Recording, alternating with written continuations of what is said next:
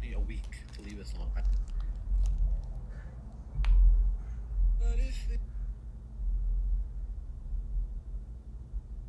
Took me a week to leave. Why are you guys Christian and not Catholic? I really. He's talented. You're so talented. Just a little yum yum sauce on the edge there.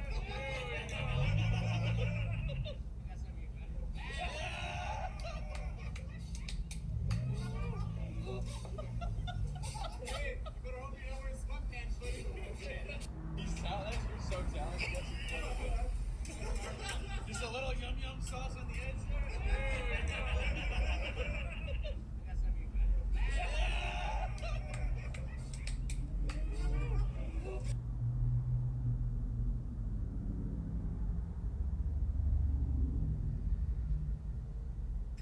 Get Google Pixel 9a on us and our new 3-year price lock guarantee with plans starting at $30 a line.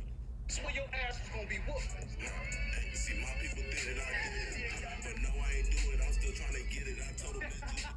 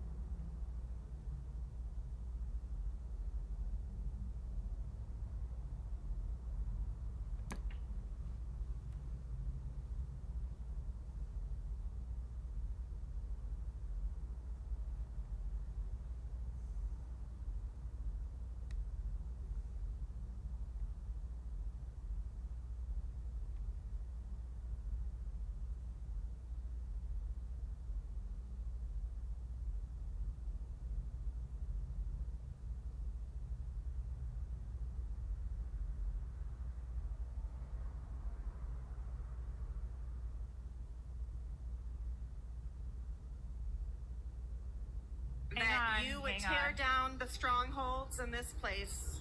I pray, Father, that you would raise up the men in this room. Stop. I pray, Father, that you would Stop.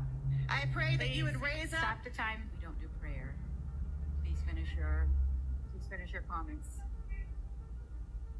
And I do pray all this in the name of the Jesus, the Son, the Father, and the Holy Spirit. Thank you. Jesus is the King of Kings, and he is Stop. the Lord of Lords, and I pray that all the high places here will be torn down in the name of Christ.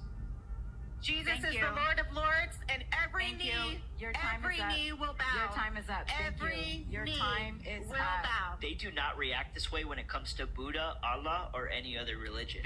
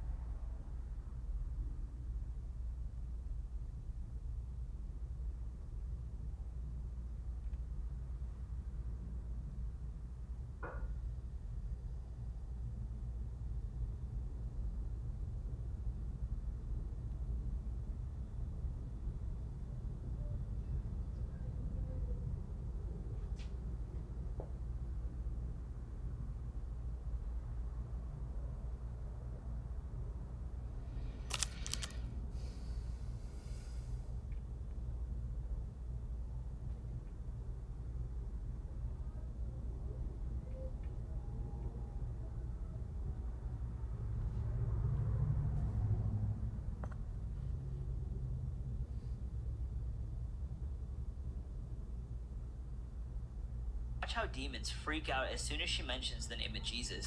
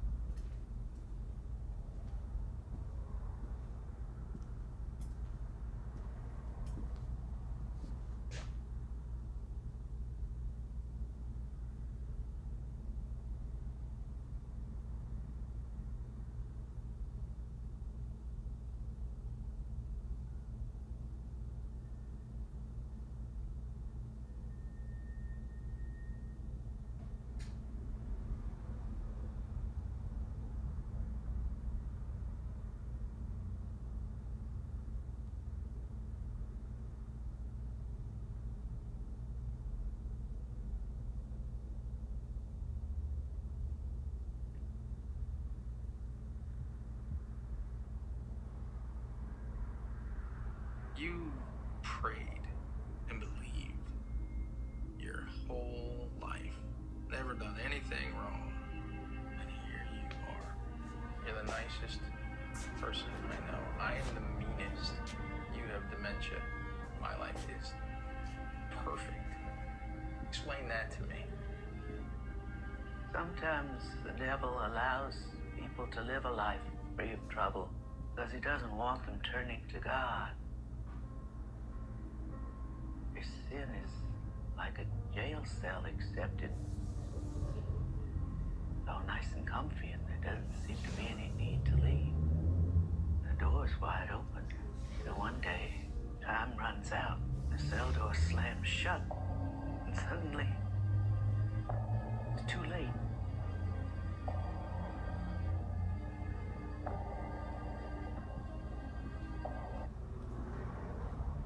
You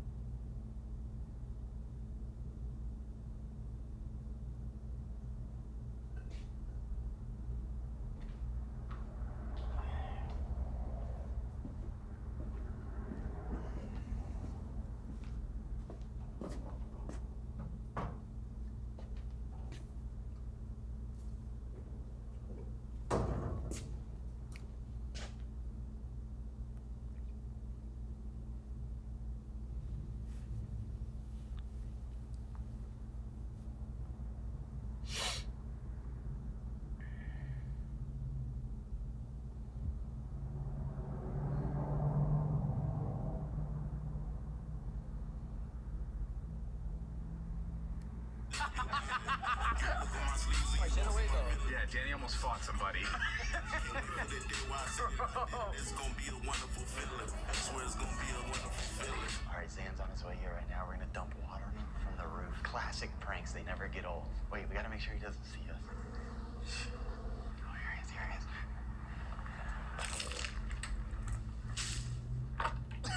We missed him, dude. Damn it. See, the problem with pranks, dude, you get too excited. I seen him, I was like, oh. Trying to give my lift to 5 stars, and then I just saw a button come flying up. Yeah, that one sucked. This is kind of what I envisioned in my head, though. Chit-chits for dinner tonight? Yeah, that sounds good. Dude, I got you so good, dude. Idiot didn't even see it coming. Oh my goodness. I'm stoked. That's how your mom feels when she sees me. Dude, I got you so good, dude. Idiot didn't even see it coming. Oh my goodness. I'm stoked. That's how your mom feels when she sees me. Lefty Gunplay's in front of your house right now. Actually? Yeah. Who's that? It's a rapper. Want to say hi? He's white or black? Mexican, I think. Oh, yeah, if he's Mexican, yeah. Well, say what up to him real quick. Oh. Did you say what up? Not yet. Are you nervous, bro? It's just a guy, dude. It's not a hot girl. I get Lefty Gunplay. Hey, tell him to walk up here real quick. Oh, yeah. No, I'm just kidding. How are you, man? Good. You want some? Hell no. All right, guys, so we're going to tell Sam we got to redo it because Alex kind of fucked up the shot. So when we redo it, he's going to think water's coming, but we're going to actually prank him, and I'm going to throw rotten milk. Can we redo it one more time? Yeah. He fucked it up. All right, ready? Join Google Fi Wireless and get $800 off Samsung Galaxy S25 Ultra with $300. Whoa, that was Bill. Oh. See, so you could add layers to it, you know what I mean? So he thought water was coming. So then we did do a real prank, even though he knew it was coming. I can smell my fingers. So there's this artist by the name of Lefty Gunplay, and he's doing a music video across the street. So Zan's gonna go see if they need any extras. Bro, he's walking up soaking wet. It's funny. How are you, man? Good to see you. My bad, Danny. You didn't see that shit? No, I just got here. I missed out. I just fell, bro. I just ate shit, bro. Danny, I ate shit. Fall down 7, stand up 8. We never been to a music video before.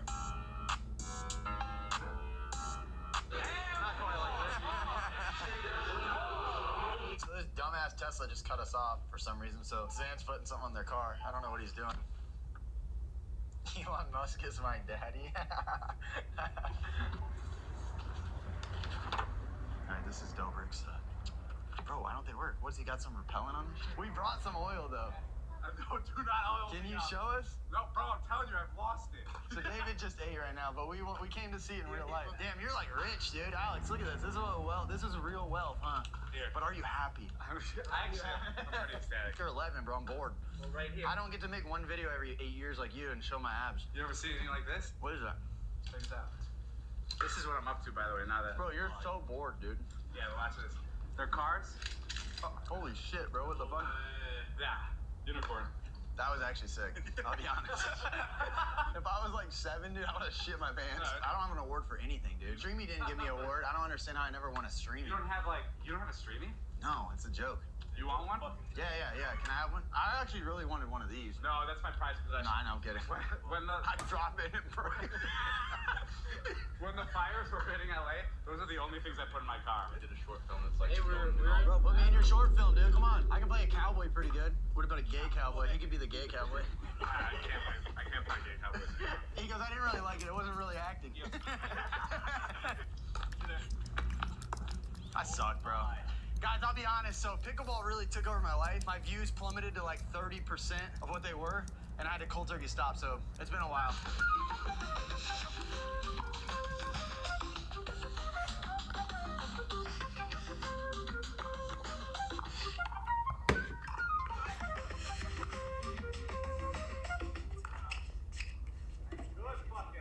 I do think if me and David did doubles, we'd beat every creator.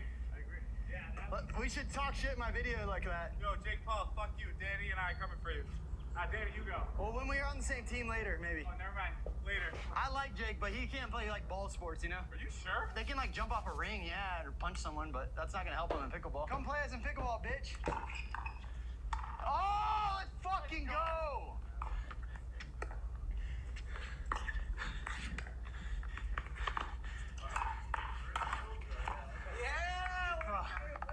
I'm so fucking tired. Nice. I'll be honest, I'm so tired right now. They call him Danny Resets. They call me Danny Reed. I feel like I ran like 2 miles, bro. I swear to God. All right, curves a little to the left. That's crazy. Pressure's on. You don't have to pay me if I make it. That's close. That's close. Oh my God, dude! No. Oh, dude, it's so cool. Wait, just wait, dude. It might go in. The win. If I make it in $1,000 bucks. Don't just fucking drive it. Dude, I was gonna hit it. I know the second I said 1,000, I'm like, he doesn't want this. Okay, $1,000. Oh fuck. Wait, dude. I didn't hit it. No, I didn't hit it hard enough. Wait, no, you got it off the lead. The leaf fucked me up. That's a little better. There we go. That's that be my shot? Yep. Oh! There we go. I needed a warm up though, unfortunately. Dude, you want to go? Yeah, I need $1,000. Oh god, it's a little too hard. No, it's gonna bounce back. You got it. Off the pickleball? Ah, shit. This is your only kitchen, or do you have 2 kitchens? I just have one. You only have 1 kitchen? I know, it does suck. Bro, are you fucking kidding me? I didn't get one of these? Bro, this is what I'm talking about, dude. I pull in views consistently every month, and this dude just sits on his ass playing pickleball, retired, and you get a vending machine? Where the fuck is my vending machine at? And it doesn't even fucking work? No, it does. Okay, that's sick. Anyone at Feastables, someone better fucking get me one of these, or I'm gonna be coming for you guys here soon. This is amazing, dude. I put that in an auction. Bro, what is wrong with his fucking heels?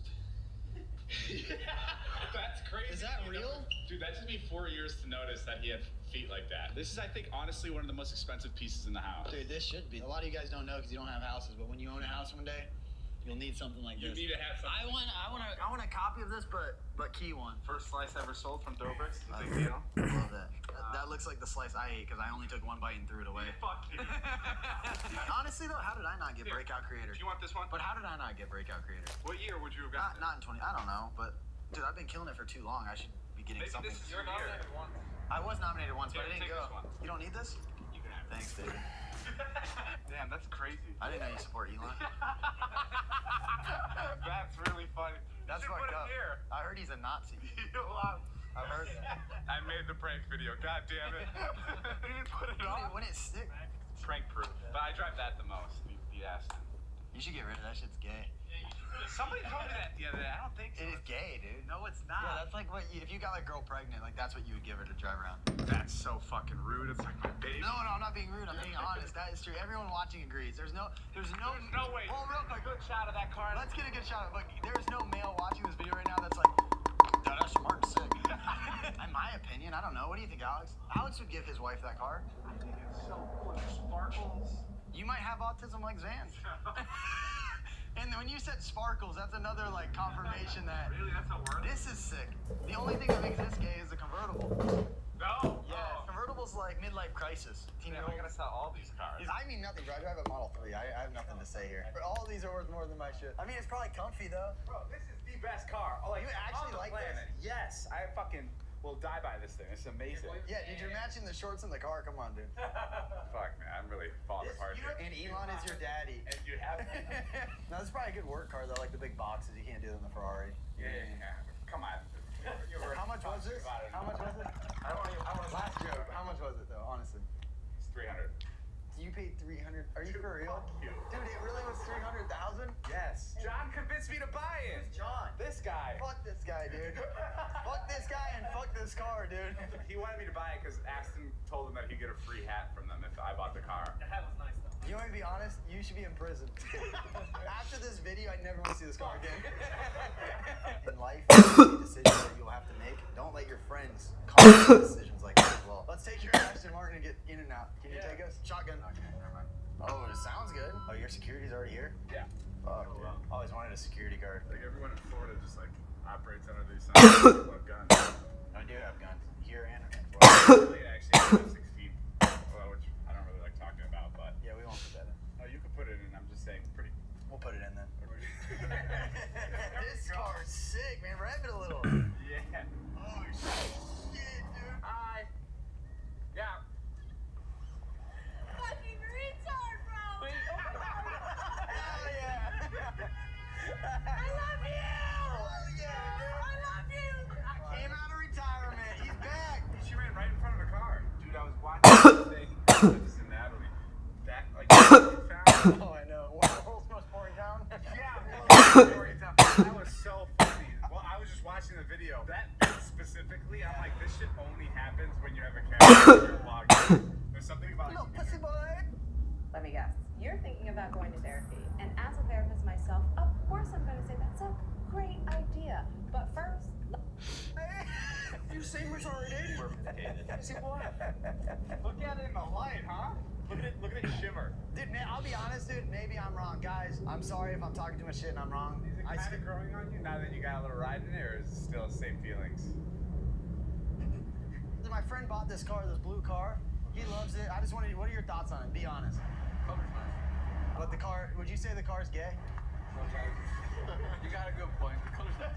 Yeah. See, so they agree. I shouldn't have come in and out. I didn't know it was just be Oh, what do you think of this car? That car? That's yours? Yeah. No, that's not mine. No, what are your thoughts on it? Who is it though? My friends. Don't twist the I think you need to like switch it up, bro. I don't know. Let's keep it. fucking head. Do you fuck with it or not? I like the rims, I like the color, but I don't like the the SUV vibes. Agreed. We were gonna give it to the first person that fucking loved it. Guys, one time I had to blow my nose really bad in my car, like a couple days ago. All I had was my hoodie, because it was in the back seat, so I blew my nose with it and put it in the back seat. Did you find that in my car? Yeah.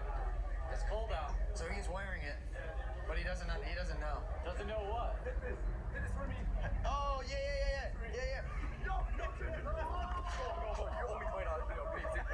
Yo, please. Yo, actually. Bro, you better get your fucking hands off me. Bro, relax. You see how you're freaking out right now? You should not be freaking out about it. That's why I need it. Breathe. That's why I need to hit it. Breathe. It can't like hold you down like that. Can't rage bait me. No, I'm not rage baiting. Can't rage bait me. If we don't find out, I'll give you $20, okay? All good. Don't let these little things like fucking stress you out and shit. Like you can't depend on them is what I'm saying. Oh, like you're right. It's like if I had a car and you scratch my rim and I'm like, what do you scratch my car rim? You know? Fuck, man, that was, dude. Seeing these in person is kind of crazy. What? Just you interact with people, it's fucking wild. I wasn't actually gonna hit him. I was joking around. You find his name? No, I Venmo'd him though. I felt bad. This is what David should have got. Look familiar. Where have I seen you? You watch gay porn? that's where I've seen you. The only bad thing is now, like when people see you in this car, if they've watched my video, they're just gonna talk shit. I know. So maybe we don't put it in. No, definitely put it in. There's no way to cut around it. It felt like I was there for like 2 hours. Yeah, I'm kind of tired from that. Yeah, Danny almost fought somebody.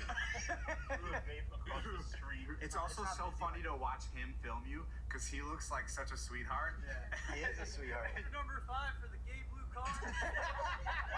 That felt like I was on like a field trip. How y'all doing? How everybody doing? What's up, Player, how y'all doing? What y'all got going? I got beautiful celebrities back here with me. Okay. I'll take you by her house with 1,000 bottles of baby oil in. Where's that one? That's his house. All right, we're going on my friend's pickleball show. I brought Q on because I think he'd be funny for the show. He's not much of a pickleball star. Oh, what's up? Yeah. I'm Danny. Nice to meet you. We don't want to be here either, man. Sorry. No, we're good. He's forced me to do this. You want makeup or not? No. I want 20 pounds added to me, though. Matt, you wear makeup? Not supposed to. They want to do what you do anything. Come on, dude. He's got us sitting here like he's about to break up with me. I gotta talk to you about something.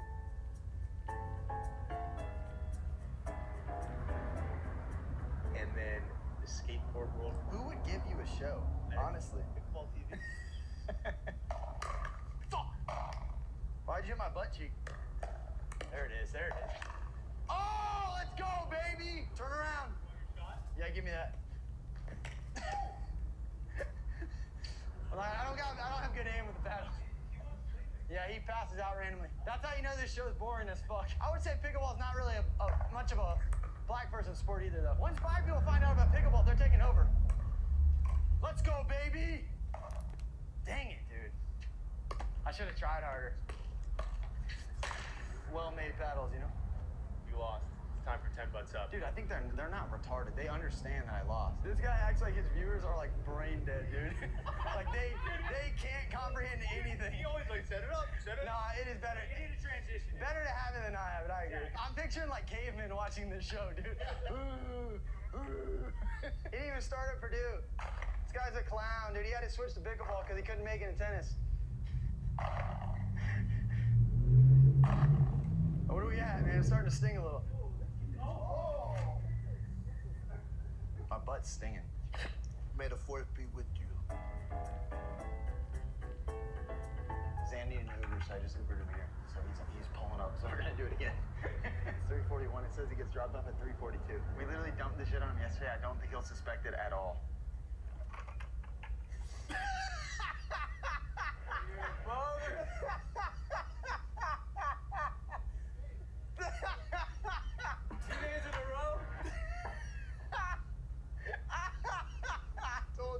I told you, bro. He thought he would like maybe think. I was like, he won't even fucking think about this. Did you expect this today? I did. Lightning never strikes twice in the same spot. Only here. So I don't know the full story, but apparently Elon is now one of the most hated men in the world. And apparently if you own a Tesla, they're going around vandalizing all the Teslas. We actually made these bumper magnets, and we're gonna go put them on Teslas. A lady was yelling earlier about Elon being Hitler or some shit, and she was in a Volkswagen. It just confused me a little because Volkswagen was pretty much made by Hitler. Volkswagen means like people's car. He made that. He wanted to make a cheap, reliable car for Germany. And there's people driving around in Volkswagens right now. But these people are vandalizing this car instead of that. Why aren't they vandalizing the Volkswagens? I've even seen people put the wrong bumper stickers on their car that say, I bought this Tesla before Elon went crazy. That's the horniest car I've ever seen. I've never heard that before. All right, first for everything. Hey, how you guys doing? Good. You guys twins? Oh, shit. Hell yeah. I love me a good set of twins. No homo.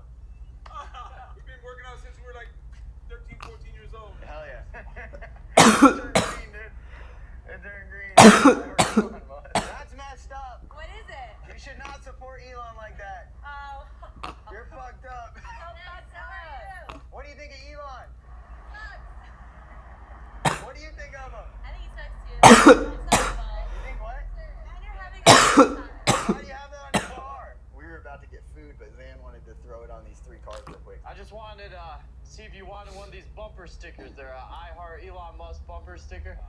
You're all good? All right, yeah, no worries.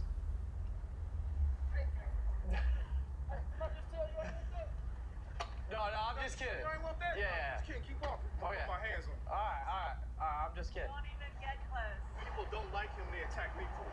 You ever thought about that? Yeah, no, we're just joking. Yeah, well, I was gonna take it right off. No, you're just gonna get your ass whooped right out here. Yeah, I'm just kidding. Right out here, this is where your ass is gonna be whooped. Yeah, we're just Go joking. away. Okay. Go away. All right. Have a great day. Yeah, you have a great day. All right, thank you. We gotta get the autism, bro. You kind of can't read the room, really. I just think this is a more serious matter than we thought it was, you know? No, I think you don't think it's serious. I knew that would happen. Dude, what's Elon Musk is my dad. These people support that stuff. Look.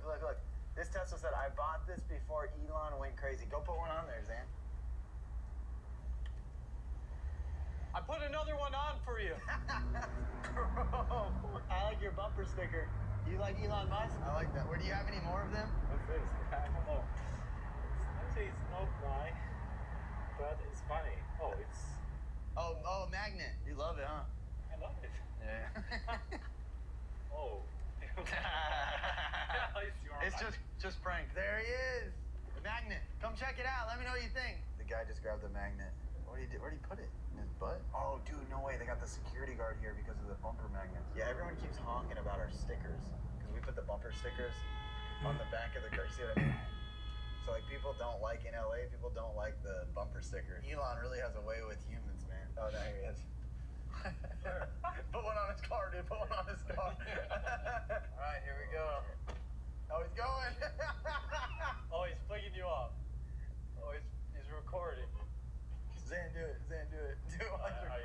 He's trying to get over. Look at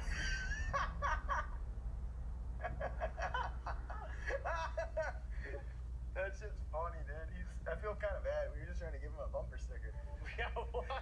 Daddy! Better get in the light screen, man. Come on, guys. Come on.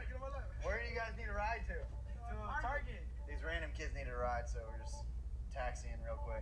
You're close. You're very close. Oh, shit! Bro, relax. Oh, you guys are in safe hands. You don't need it when you're with me, man. We're good. How do you say Elon Musk is my daddy in Spanish? Mi papi. Elon Musk.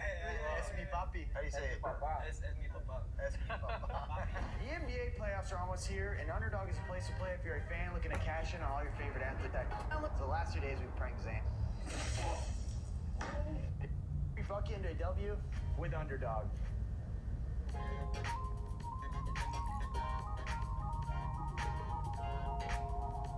So the last 2 days we pranked Zan, so this is day 3. Pickle juice. Hershey's, dude.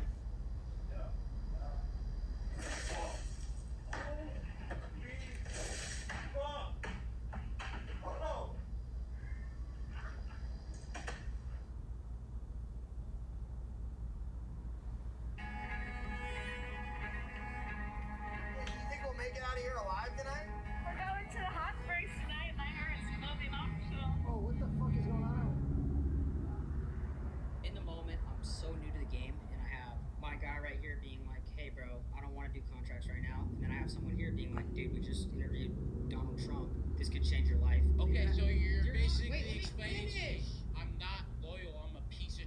I am a loyal guy, and I said, hey. No, you're basically saying... I said, hey, bro, I want to get a contract. I'm a little nerd piece of that has no loyalty. All I care about is in the moment clout. Robot. He has no contract with me, and then someone... fired me, and then you would...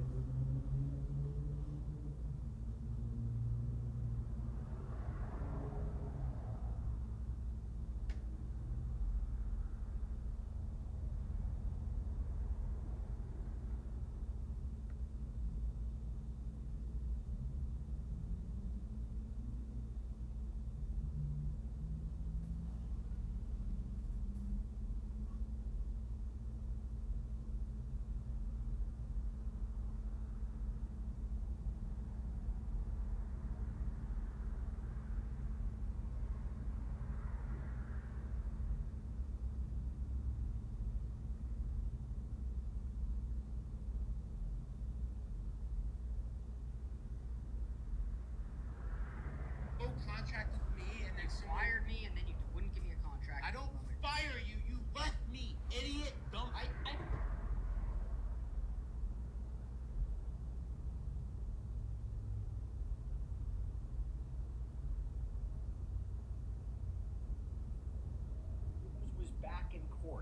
facing new charges, but apparently sporting a new look. There's talk about a potential delay in his criminal trial, a lot of conversation surrounding one key alleged victim, and also more updates about what his life is like behind bars. Welcome to Sidebar, presented by Law and Crime.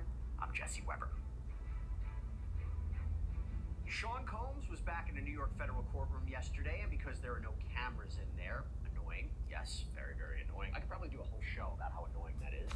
No, we don't have a visual or audio account of what happened, but I tell you what we do have. We're going to have our very own reporter who was in that courtroom. She's going to be on in a second to talk more about it, because before we get into what happened and also how Combs looked, that's an interesting part about it as well, I want to lay the stage here a little bit why he was in court. So the reason the embattled rap mogul was in court is because he was arraigned on a third superseding indictment that was filed against him by prosecutors earlier this month. It expands the charges. So yes, he's still facing sex trafficking, racketeering, prostitution charges, but this new indictment adds 2 charges and has some differences in language we'll talk about a bit too. But apparently, in court, there was a lot of discussion regarding one particular alleged victim, a possible trial delay, and also Combs looks really different from the last time you saw him. And this comes as there are new reports about Combs' life behind bars, and we got our hands too, by the way, on the jury questionnaire to be sent out to prospective jurors as we barrel towards a May 5th jury selection,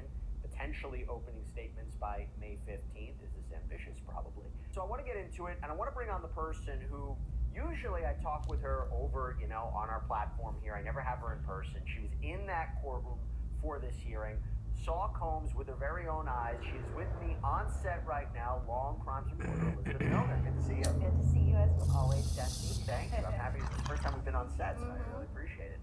Talk to us about how he looked, because I think that was a big point of interest, right? How Sean Combs looked. Always. I feel like last time we saw him in court, he just looked very gray, very white. There's been rumors that he used to dye his hair, but also prison, being there for months on end kind of ages you, and that's what we kind of are seeing now. I remember first being inside that courtroom and being like, whoa, this is Diddy right over here. But now it's like, he looks like just a regular man, you strip away the designer shoes, the designer outfits, the Diageo liquor and all of that stuff, and really we're just looking at a regular man who's about to face trial. When he came in, he kind of did, the Diddy thing where he kind of looks at everyone in the room, he kind of appears very confident.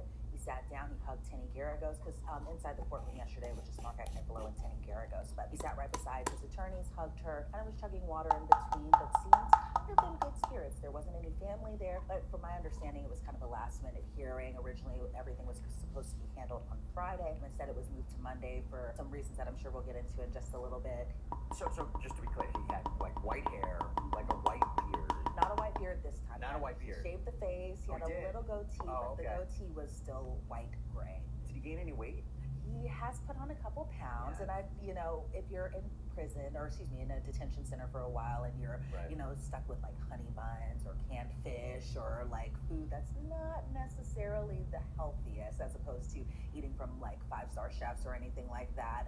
He did put on a couple pounds, especially from the December hearing. I feel like the December hearing, it was kind of after the shock of being in a detention center for a couple months. Now it's like, okay, he's settled in, he's put on the weight back. So how was his demeanor from what you could tell? His demeanor seemed very, I always kind of get a little apprehensive saying uplifted, because who is uplifted being in a detention center coming into a courtroom and seeing that your family's not there or anything like that. But Diddy's never going to show that he's not confident in any aspect, knowing that a lot of people are watching him. You can bet that he probably may have watched a couple sidebars, may have read a couple articles about what people are saying about him when it comes to how he's appearing. So it kind of feels like before every court hearing, Mark Agnifilo or whoever the attorney may be that goes outside kind of speaks to Diddy before the judge comes in and everything like that. So maybe it's a pep talk that he's giving behind those closed doors.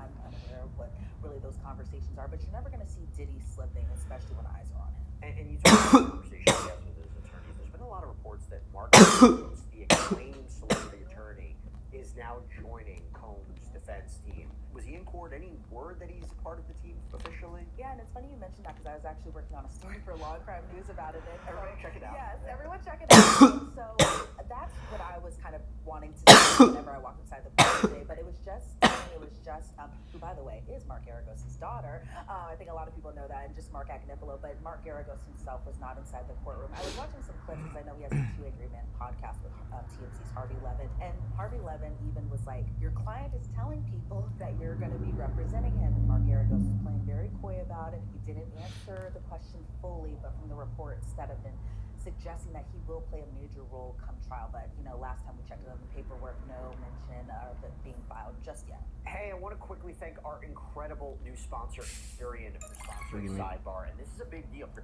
free credit details. Okay. Victim 2, and so from what we understand, Are in this new indictment. well, obviously we have the new 2 charges added. So we'd have count 4 being sex trafficking by force, fraud, or coercion, and that kind of mainly pertains to victim 2. And so from what we understand about victim 2, from what the defense believes, victim 2 was a former girlfriend of Diddy, and those charges kind of range from 2021 to about 2024. Recent. Very recent, exactly. And so when it comes to count 5 in particular, it's interesting because I know as far as the defense, they wanted the Mann Act, that charge to be tossed. They said that it's racist, and then the prosecution adds that charge to count 5, and so those dates range still pretty recent, from 2021 to about 2024. And that's transportation to engage in prostitution, Yes, right? And I mean, they still have to charge with victim 1, but now they have victim 2. Yes, victim 2. And so, and when it comes to transportation to engage in prostitution, that also applies to alleged victim number 2 as well, too. Great. And I also thought there was, I noticed there's a new a special sentencing factor for the racketeering conspiracy charge, which obviously they want the max on this. And when you're looking at racketeering conspiracy, he's potentially looking at life in prison, so they added a specialization there. And then I saw some language too, like they really wanted to amplify that at least 2 of his victims, who are not even victim 1, 2, 3, or 4, but just these 2 individuals, one he allegedly dangled off a balcony, one he pointed a firearm at or brandished a firearm. They wanted to be really clear it was a female victim. It's like they wanted it to be very specific. So what was the discussion in court of this new indictment? What did both sides say? What did the judge say? And how did Combs plead? Yeah, so Diddy pleaded not guilty to the second superseding indictment. He did waive the judge reading the indictment, so we didn't get to hear a full reading inside the court. All of the reporters pretty much had it printed out. So we understand kind of what the meat is behind the second superseding indictment. But Diddy stood tall when the judge asked him, how do you plead? He just said not guilty, sat back down, and that was kind of the end of it. And then we all thought, as reporters, I know for myself, I especially did, that maybe it'd be the end of the hearing, but then we got more into just some other matters that I'm sure we'll also get into in a second. Sure, but no complaining from the defense, like, hey, you just threw another indictment at us. Does this change anything? I mean, they've made prior comments that it doesn't change anything, but like, did anybody address the substance of, you're adding these new charges with respect to victim 2, anything like that in court? From my understanding, from the defense and their perspective, is that they are in regular communication with the government. They were even communicating, as they mentioned, on Saturday and Sunday, just kind of talking about a possible adjournment, a 2-week adjournment, when it pertains to the superseding indictment, mainly because they want more time, essentially. But it wouldn't be too long. It was only for about 2 weeks, and I think the issue comes up on whether or not speedy trial is kind of in effect, and that was kind of brought up. But as far as the defense and kind of the discussions right after Diddy pleaded, their issues were pretty much about discovery, and delaying openings might be a possibility, and that was something that they want to explore. I feel like we'll hear a lot more on whether or not that'll actually happen at the next court hearing on Friday. That's on Friday. I'll talk about that in a second. It's interesting you mentioned delay, and I want to just amplify something about this, because we did by the way, the judge said we're a freight train moving towards trial. I saw the reporting on that. By the way, when he said it, is he like annoyed? Is he like, this is what you wanted? Like, can you sense from the judge if he would be like, let's all delay? Do you think he wants a delay? I mean, I'm kind of asking you to read. Yeah, I know. He's kind of a hard judge to read a little bit. I do have to give him props because he seems very fair to both sides. I think a lot of times, more so than issuing rulings, issuing judgment, he's more mediating between both sides. He'll say things along the lines of, so what I'm hearing is that you as the defense wants this, or what I'm hearing from you as the government want this, kind of trying to translate for both sides in their own words, whether or not. But he did make it a point that we have been moving very quickly, and trial is supposed to start in a matter of weeks, but with all this new information coming out, it's like, how really do you have a trial? Because here's the problem. I did a sidebar on this, and I feel confident to say that I kind of sided with the defense's argument that you will need a delay. Why do I say this? Because I did a previous sidebar on this, but the defense accused the prosecution of trying to introduce all of this this evidence of uncharged conduct, old allegations of sexual abuse in the 11th hour.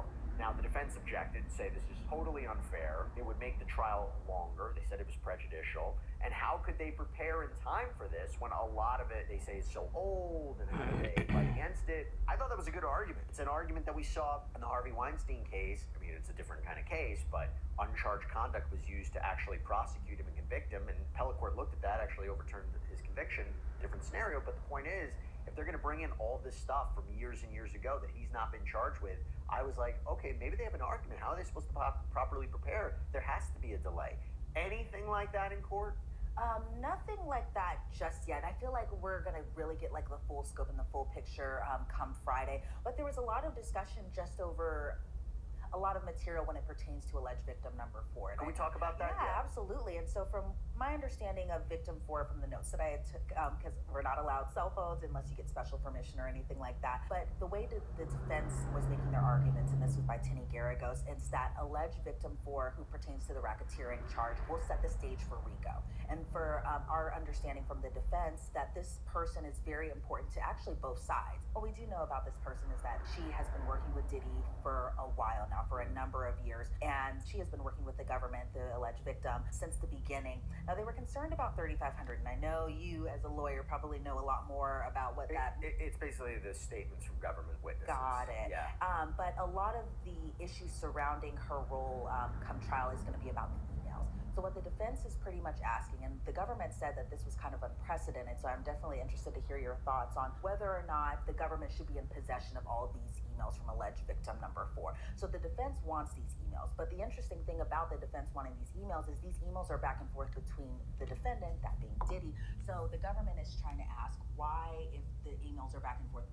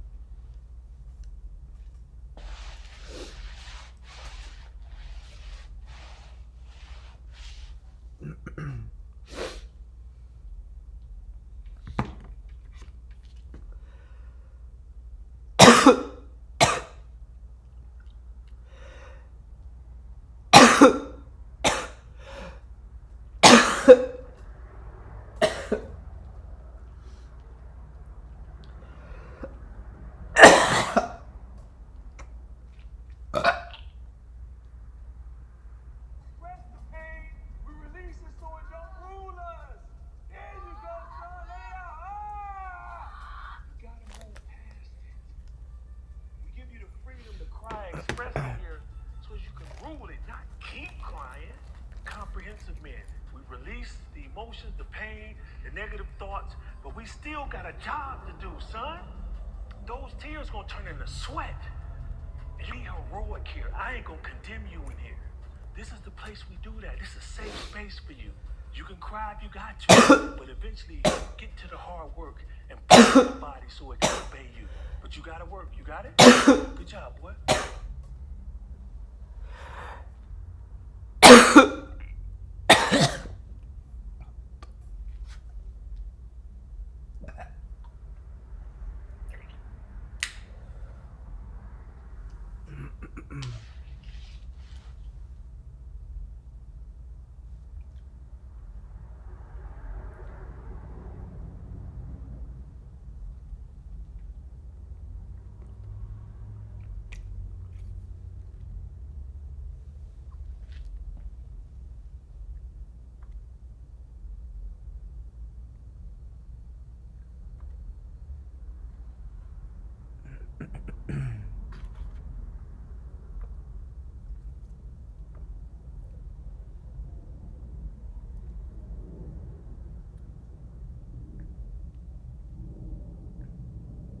With Diddy, would you need to go through us, the government, who obtain and get possession of these emails when they're back and forth between your client and alleged victim number 4. And so the defense's arguments, they were saying that this witness is someone who is cherry picking information, cherry picking the type of messages that they are sending over to the government to kind of help build their case as far as evidence goes.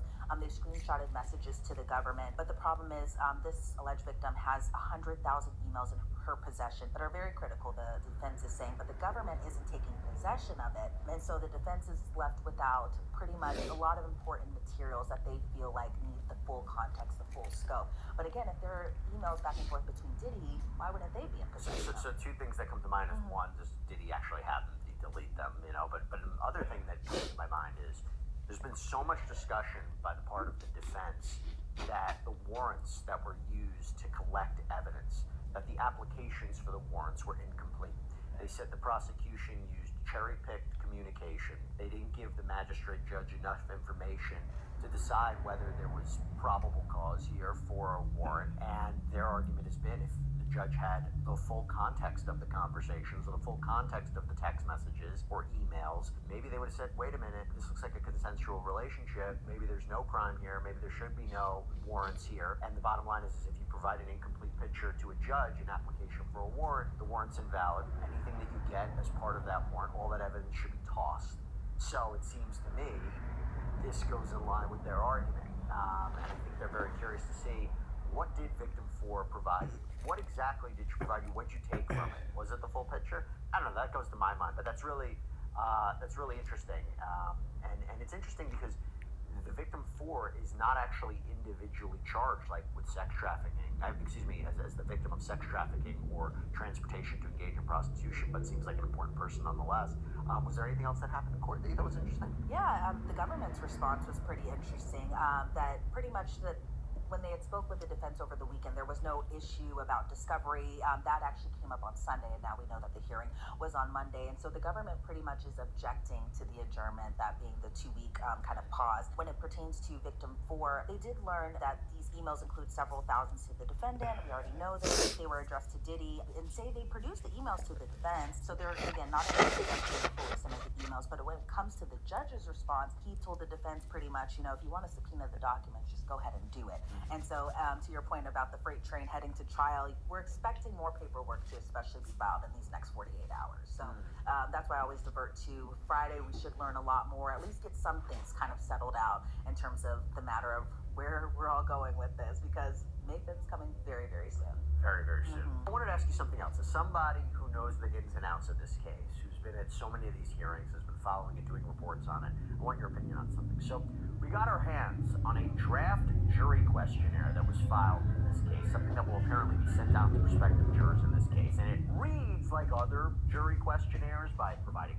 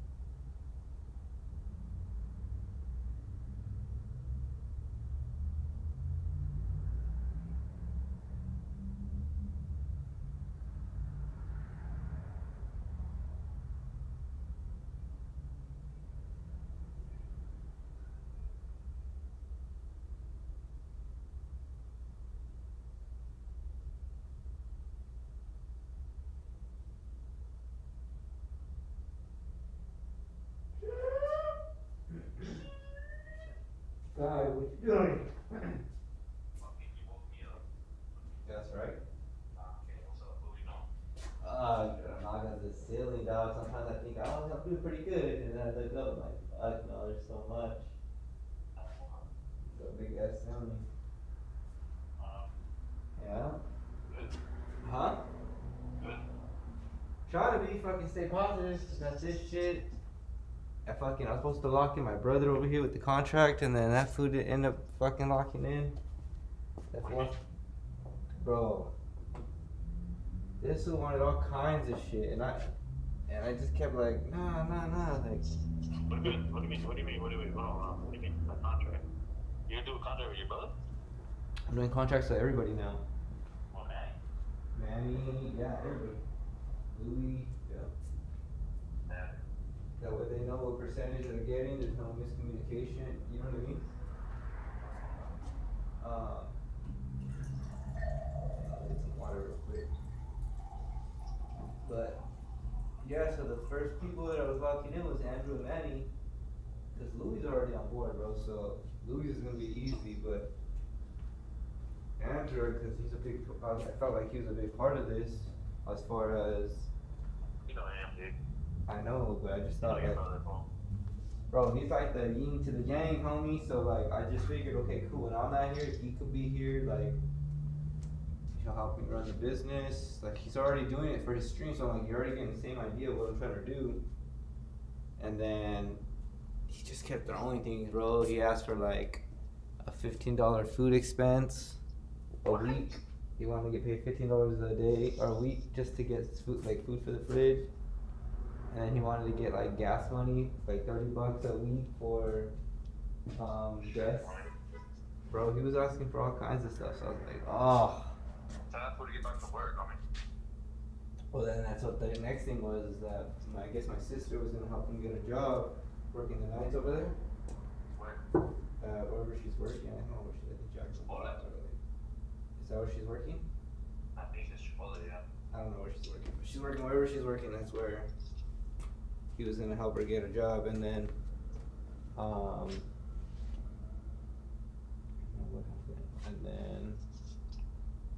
so he's thinking about doing that, but then he was like, well, then I'm thinking about doing it over there at the shop. So he's like, instead of going over there and getting a job, he's like, I'd rather work in for some content. He's like, are you willing to pay me just hourly? And I was like, bro, what the fuck? It don't work that way. Tell that nigga you got 2 kids, bro. Time to grow up. I don't know, bro. I just. You need health insurance, you need dental, you need all that shit. Right? Like, fuck. Yeah, Let's be honest, it's not like you mean or rude. no, me neither. I get it. So. Yeah, so I had to sit back and realize, you know what, man, as much as I want this to be the way I want it to be like this, I didn't want it to be like this. You know what I mean? And he kept Manny around. I thought Manny was about to be out. Fucking Manny over here wants to get on board, so now I started to put a contract together for Manny. And then make sure.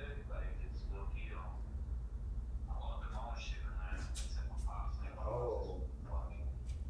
Like, so I'm looking at the crib, I'm not working, I feel fucking fun. But even then, like, I don't have to go over there and just hang out. I don't do my thing.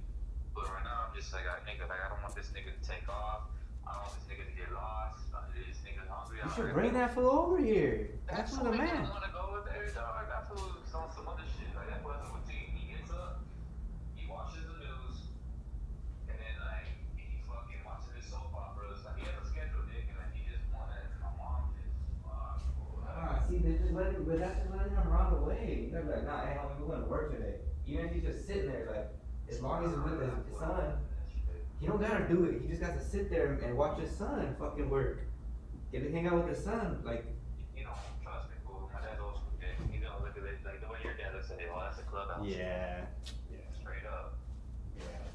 What the fuck you doing here? Like, dude, you gotta go back to work. Like, I ain't know my pops. Yeah, no, that's true. Damn, yeah, he's like my pops. And then with that shit, and then fucking, just trying to fucking, hey, you hungry, eat that. Like I said, like, take care of another kid, fool, grown ass kid. Make sure he showers and, I'm probably gonna have to shower this fool. Like, this fool doesn't take a good shower. Like, fool, it's fucking,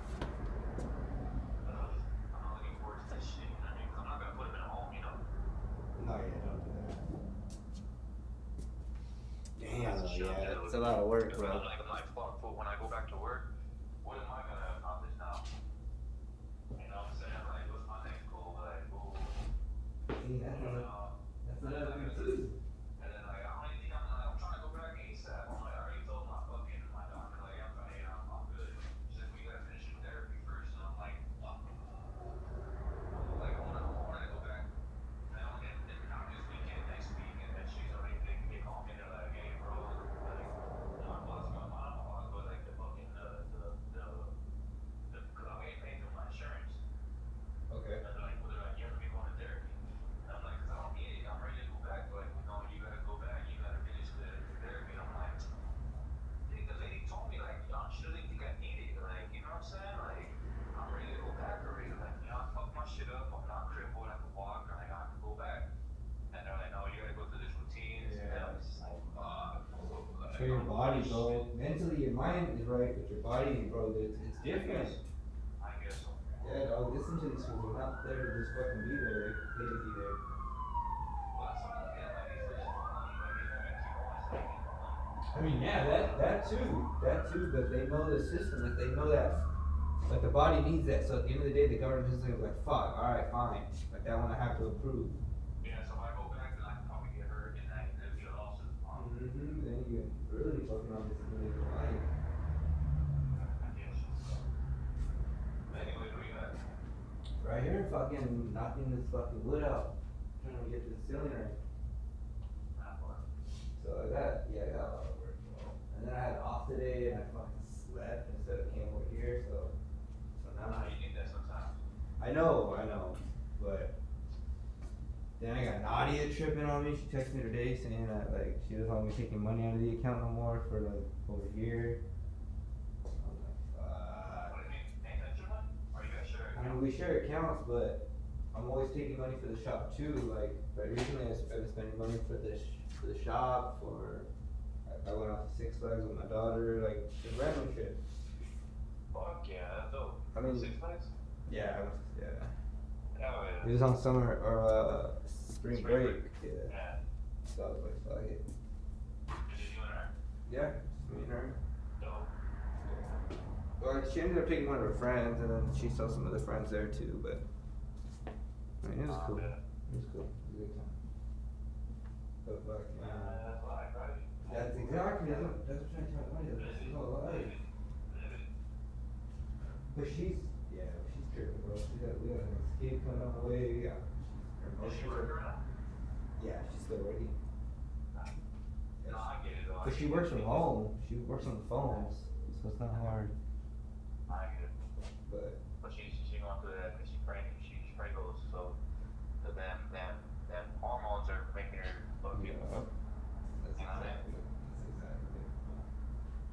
I just gotta tell her low key what she wants to hear, but like I mean it, but at the same time, like she needs to hear it. Like you know what I mean? No, I get it. She needs that confirmation. No, I get it. So yeah, that's what I'm dealing with too, dog. Like, That's life. Life's a bitch, then you live it. But just stay strong, focused, and you know it's a marathon. It's not a fucking lap. that's why I say like I was Like, watching you're some 5 years shit. in, you can probably be 5 years in, but hey, bro, like, hey, I mean, sometimes I'm not tripping on these fools. I gotta do these like actors and like these fucking these I don't know, these athletes or whoever hits their peak. I said like 30s and 20s, bro. Like especially in our age, but back then too, even then, like they had these actors who were like 35, 36, playing 21-year-olds, and all of a sudden they hit that break to play a certain role, and they get the jackpot. You know, I don't know, like I don't know, it's never too, you know, like, I bet you motherfuckers in their 40s would be like, damn, I wish I was 35 again, you know what I mean? Oh, exactly. I just want to be able to live my life, bro. We're still in our prime, but that's all that's the main point. Yes, bro. We're still in our prime. You know what I'm saying? We're doing good, you know what I'm saying? We still got house, we still got fucking, you know what I mean? We look young, you know what I mean? People don't even think that we're that old and shit, like. That's what I'm saying, like, bro, trust me. You gotta take advantage, dog. Exactly. That's all this time. I look back at the last 5 years, like if you remember on Facebook, I'm just like, God damn. But when I look back at my 20s, I look fucking idiot. I look kid, fool. The shit I used to post and the pictures I used to post and I mean, yeah, we were I was growing still up. a fucking kid, dude. I was like, what the fuck? I got so embarrassed, like, reading these. Ah! Yeah, sadly, dog. I'm like, dude, I thought I was cool. I look like a fucking idiot, dog. Nah, it's just a part of our lives. You go through stuff. I mean, I really got to too, like pictures that he posted. Like, hey, what was he thinking? Like, Yeah, green hair. That was good. yeah, remember that shit? Like, nah, yeah, it's just. That was dope, though. That was back in that was trend. Yeah, it was still, dude. It's just crazy. It's crazy. It's crazy.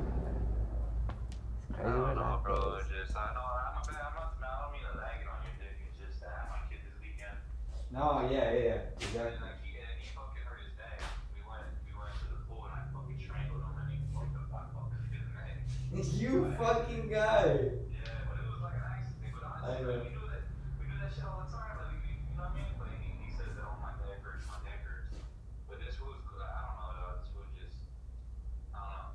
I don't like it, man. I need to start focusing on him, too, because I'm trying to build him up, you know what I mean? So, That's like. we're just at home all the time. And then we're couch potatoes, you know what I'm saying? I gotta get him active again, you know what I mean? Yeah, you gotta go do boy shit. Yeah, dog. Let's go for a hike or let's go. Yeah, go to the park. I know, but he's on this electric scooter that doesn't even fucking apply fucking exercise. The scooter just rides, you know what I'm saying? Yeah, but is that food what's called? There's no park for like they have like those tunnels, those caves, or yeah, you gotta take that food on adventures, dog. Yeah, dog. You know what I'm saying? Take him to the batting cages or something, bro. Like, Yeah, there you go. you gotta just get it in, bro. Like, let's fucking just run this shit. Cause even me, big like, man, like, I know when I go back to work, I'm gonna be in pain because I'm not doing shit. And I wanna be fucking suffering, but I don't know, dude. My mind's all over the place right now, put it though. You know what I'm saying? Yeah, you need to start fucking either exercising or eating breakfast. Like you need to start doing like something, bro. Something I like. was practicing my breathing today. When you know it sounds good, dog. You know you do the breathing exercises. I don't know if you see like the jiu-jitsu motherfuckers do that shit.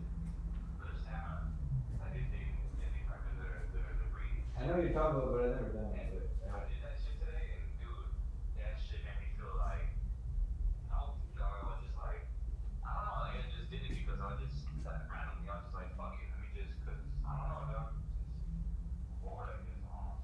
yeah, they say fucking in the morning you're supposed to brush your teeth. When you're trying to break a habit, you brush your teeth with the opposite hand, and you look at yourself in the mirror and tell yourself you love yourself 10 times. Really? Yeah, and then you do those meditation breathing exercises, right? Real quick. They you do that every morning, you'll feel like a different person. Like, I mean, Shit. yeah, you never heard that shit? Nah, bro. Yeah, so again, the way you started is you opposite hand of what you brush your teeth with, you look at yourself in the mirror, and you tell yourself you love yourself 10 times, and then you have those breathing exercises, like those like deep, like you just said, the one that you're like, you really feel different after, like, all that, and you do that for fucking, yeah, you'll see the difference. Okay. Try it out, yeah, fuck yeah, try it out. Yeah, bro. How's your job going? How's work going?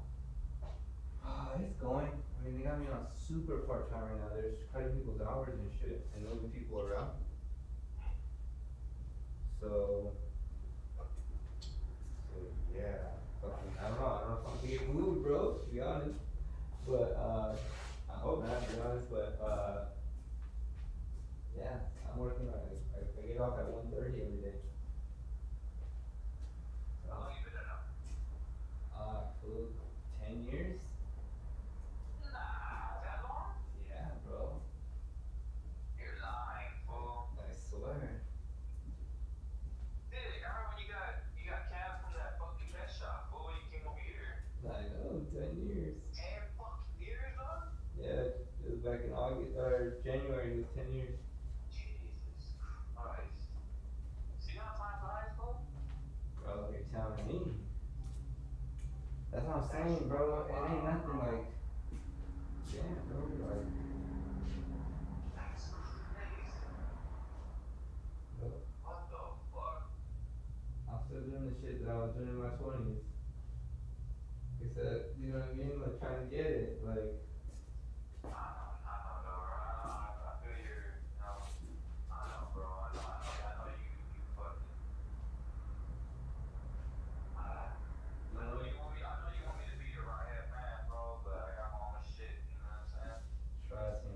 everything is for a reason.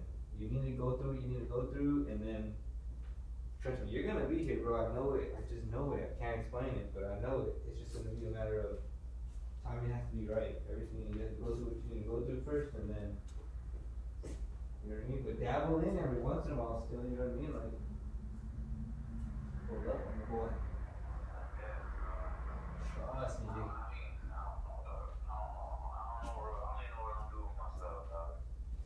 Trust me, I see like there's gonna be workaround and yeah, trust me, everybody's gonna have their strengths, bro. Everybody's not gonna play the same position. Everybody's gonna have their different roles.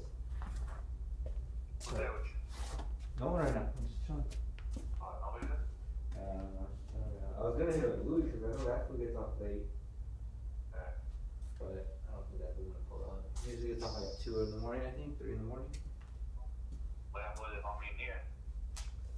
I don't even know. They were supposed to come in again, get the shot, but then I switched up the idea and they never hit me up anyway, so I was like, yeah, it ended up working out. But, yeah. We'll see.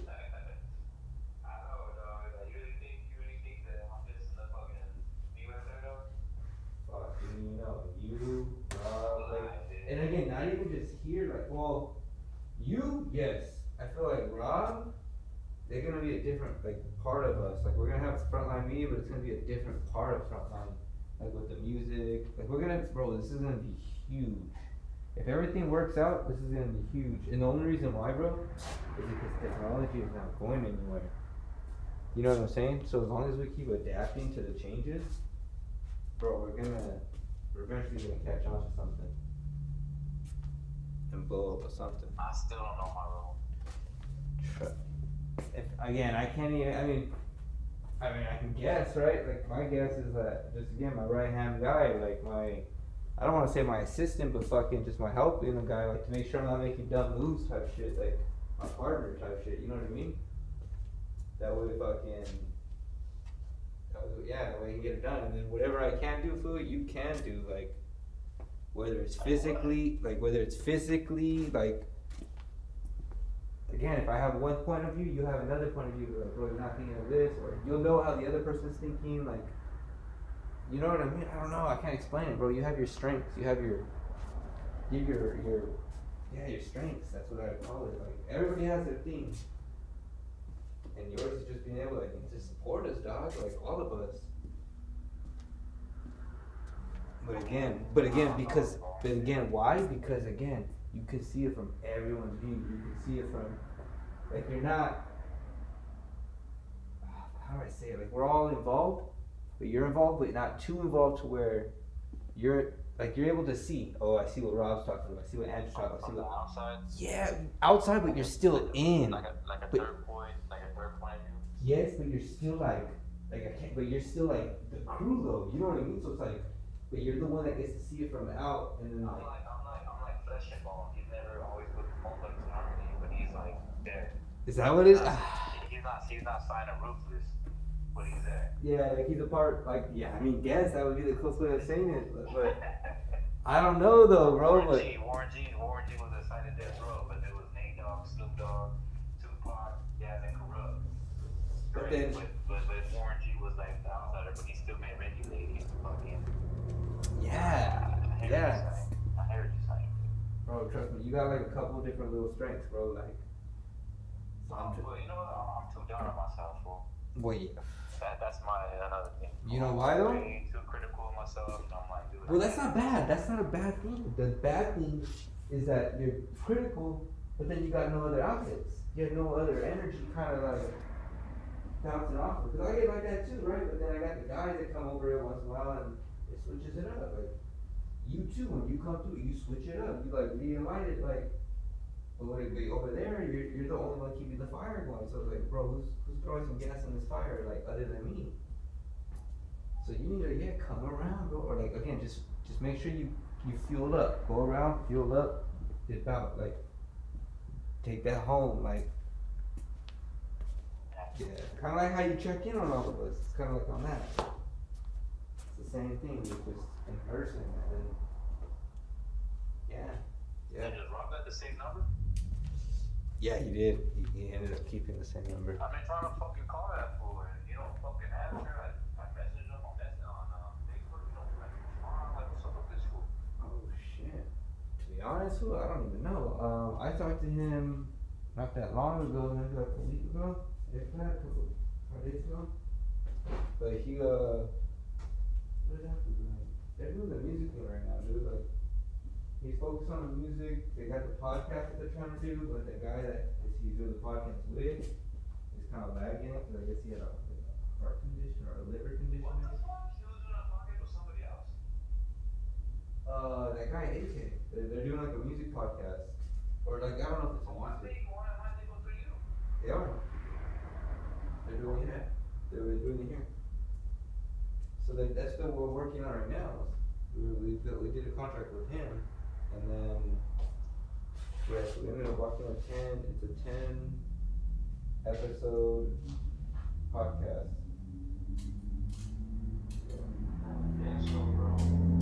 So yeah, again, Rob's supposed to be doing that with him, but he's again waiting on Rob's like, I think this was trying to use me for like the people that Rob knows to get them on the first couple episodes. Rob's like, nah, this was over here talking to talk like he knows so he knows this and this, like yeah, so he's like, Rob keeps telling him like, oh yeah, get your guys first, and then once you get your guys, then I'll do my guys. They're trying to figure their shit out. But nonetheless, I know he's just doing the music. He's doing the music a lot right now. So I think working with drummer and all that. Yeah. He's fucking with Swifty Blue too, I heard that. I'm like, what the fuck? That name burning. Oh yeah, Swifty too. Yeah, but that name burning already. Fucking with him. Dang. But anyways, that's how he feels. Fuck. Yeah, I don't know, bro. I don't know. So what days you got off coming up? Friday. Friday's my next day off. But again, I get off of work all week at 1:30. So I'll be here fucking anytime after 1:30. Probably like around 2:30, because again, I gotta pick up the kid at 1:40. Drop her off. Same thing over here, hitting this fucking ceiling. After 1:30? I'll be here at 2:30, like no later than 2:30. Alright, I'm gonna try to pull up, cause they fucking called me for, I gotta continue my, cause I stopped going to therapy, I was like, I feel like I don't need it, I want to go back to work. These people are just like, what do you need, like, this therapy, and this and that, I'm like, they gotta feel okay, like, I don't need this. Physical therapy. Right. And then he's like, oh, you wanna call them tomorrow in the morning, find out what the fuck I gotta do. But Thursday and Friday I won't be booked because my baby mom's going to Vegas. And I gotta take my son to school Thursday and pick him up from school Thursday and Friday. Damn, okay. So I don't know if I'll be able to, maybe I can pull up with him, one day or two. But we gotta get haircuts because we got some shit going on. I got something going on Sunday. It's Easter Sunday and shit. Me and him are gonna go with my sister to the church. We're gonna do a little thing, a little bit. But long story short, if anything, hit me up tomorrow, and then I'll try to pull up. You know what I mean? Alright. I'll try to pull up, see what the fuck what I'm doing. That's what I was gonna say, just see where you're at around that time and see if you can make time. Nice. What are you gonna do? Are you gonna just sand the fucking shit up? Just sanding this bitch, bro. I got literally 1, 2, 3, 4, 5, 6. So you're gonna, how you say, transform the whole fucking shop. Yeah, bro. It's gonna look. You're gonna walk in here like, damn, dog. You guys. Wow. And then no jumpers going out of business, so you wanna take over. Yep. We're gonna call it Yes Jumper. And And yeah. what's up with Manny? What's up with that? Again, my boy's been on board lately. He just wants direction. Get him on a contract. How though? I put him on a contract. But look, the contract What says. is he doing though, bro? What is he doing? Again, like if he was here this week, again, like tomorrow, he's gonna be sanding. If he comes through, or whenever he comes through, like. He's still logo. Where? Logo. Andre? Yeah. Yeah.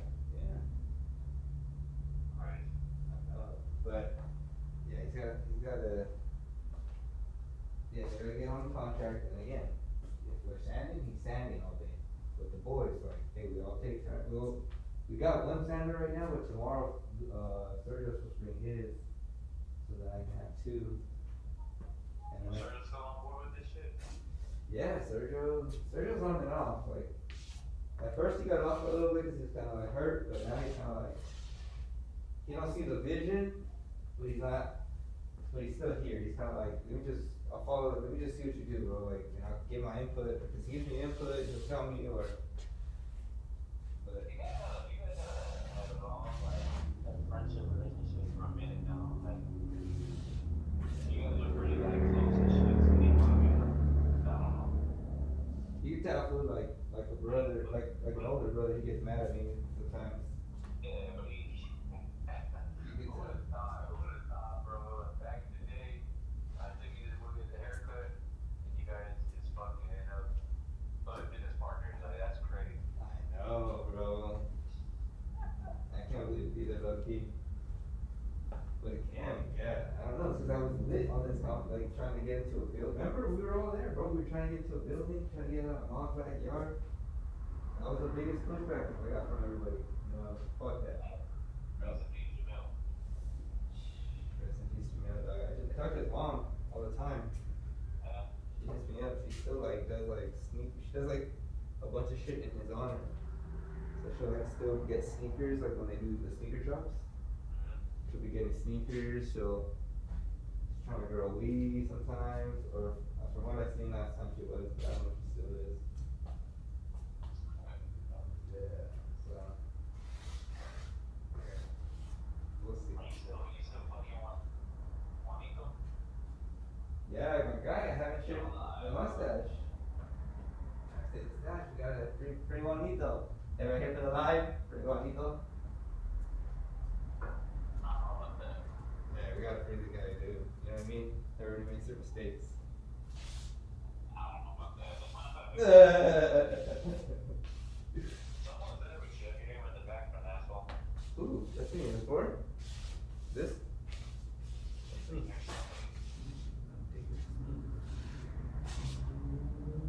Check out the live. I was gonna say, go on live. Just see me on live. You know, I did try to go on the Twitch, but it didn't let me. What was it? Was it like a black screen, or what was it? When you sent it to me, it said that it's no longer available. Damn. I really did. I tried to go on live. No, man, he said the But same I was thing. like asleep, and then I tried to go on it, and it was like, it said not available, or some shit. But I swear I did, dog. No, yeah, man, he said the same thing. He's like, hey, when I went on, it was just like. Yeah, it was nothing. Yeah, it wasn't working. I was like, what the fuck? So I was like, what the hell? What did I don't know if I didn't send it right or. I don't know. I'll try again next. We're gonna try to have those once a week, bro. So I'll throw you guys the light every once in a while. Again, just jump in and just watch it. Fuck it. Just watch it.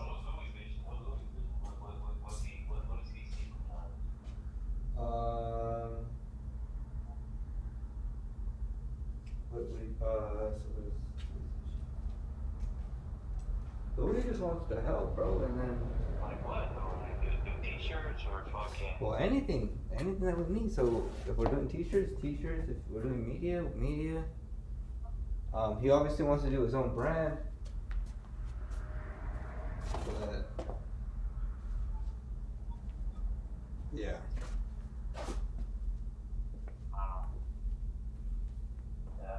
Yeah. So I don't know. We're gonna see. Yeah, I gotta plug up with him too, so and see what he's trying to get into.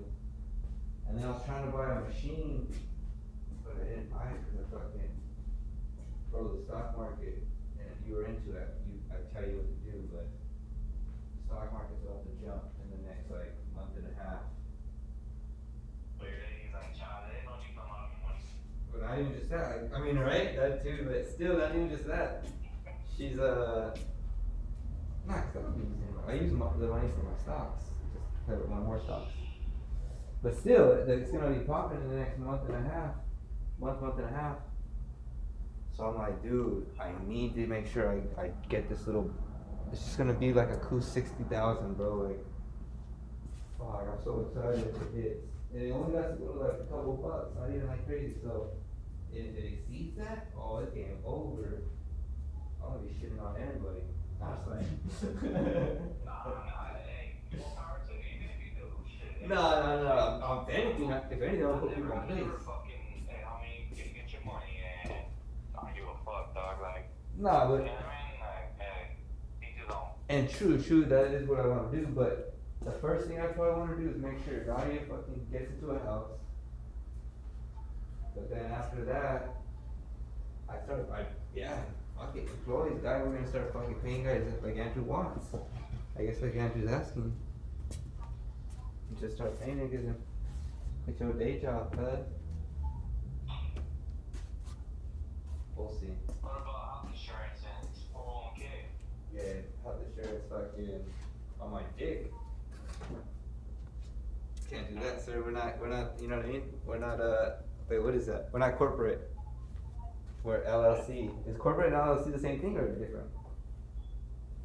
I have no fucking words of encouragement for that one. Oh, you know, we can't do that. We got no 401k. Anthony. We got a 402k. Anthony. What do you mean 401k? What the fuck do you got planned for the future? Where's this heading? It's all over the place. You got t-shirts, you got fucking music, you got fucking the podcast. Again, yes. Are you famous or do you want the money? No, I just want to rent the studio out to content creators. So people that have their Do you vision. want to be famous or do you want the money? But you want to also fucking. You've always been like that, even when fucking the real world was out. You always said that I would do that shit. Like you always wanted to be on camera and shit. Oh, I mean, I can do that too. Now that podcast is popping, like you're even more determined. You've always wanted that. Yeah, I think I could do it, but I mean, that's not my passion. I'm not gonna sit there. I'm not for money, I mean, I'm not that behind the scenes. I'm like Smith, nigga, for cash money, nigga, the Birdman's brother, who always fucking kicked it behind gigs, you know what I'm saying? Like, I don't know, I'm not trying to talk shit. Yeah, no, yeah. You know what I'm saying? I'm Yeah. trying to do that, but that camera shit, and it just makes me feel like, damn. Well, yeah, you gotta get comfortable in your own skin. But still, fucking, that's just a part that I'm good at. Like, it's something that I could do if I need to. But, Oh, that's cool. but the main thing, You're at peace with it. the main thing is making sure other people come in here and rent the studio. Like, if I could book 5 clients a month, that's enough to, fuck, that's the bare minimum. Imagine if I can fucking do it like corporations, where it's just all day, every day, fuck 30 days a month, or 30 days a week, or a month, yeah.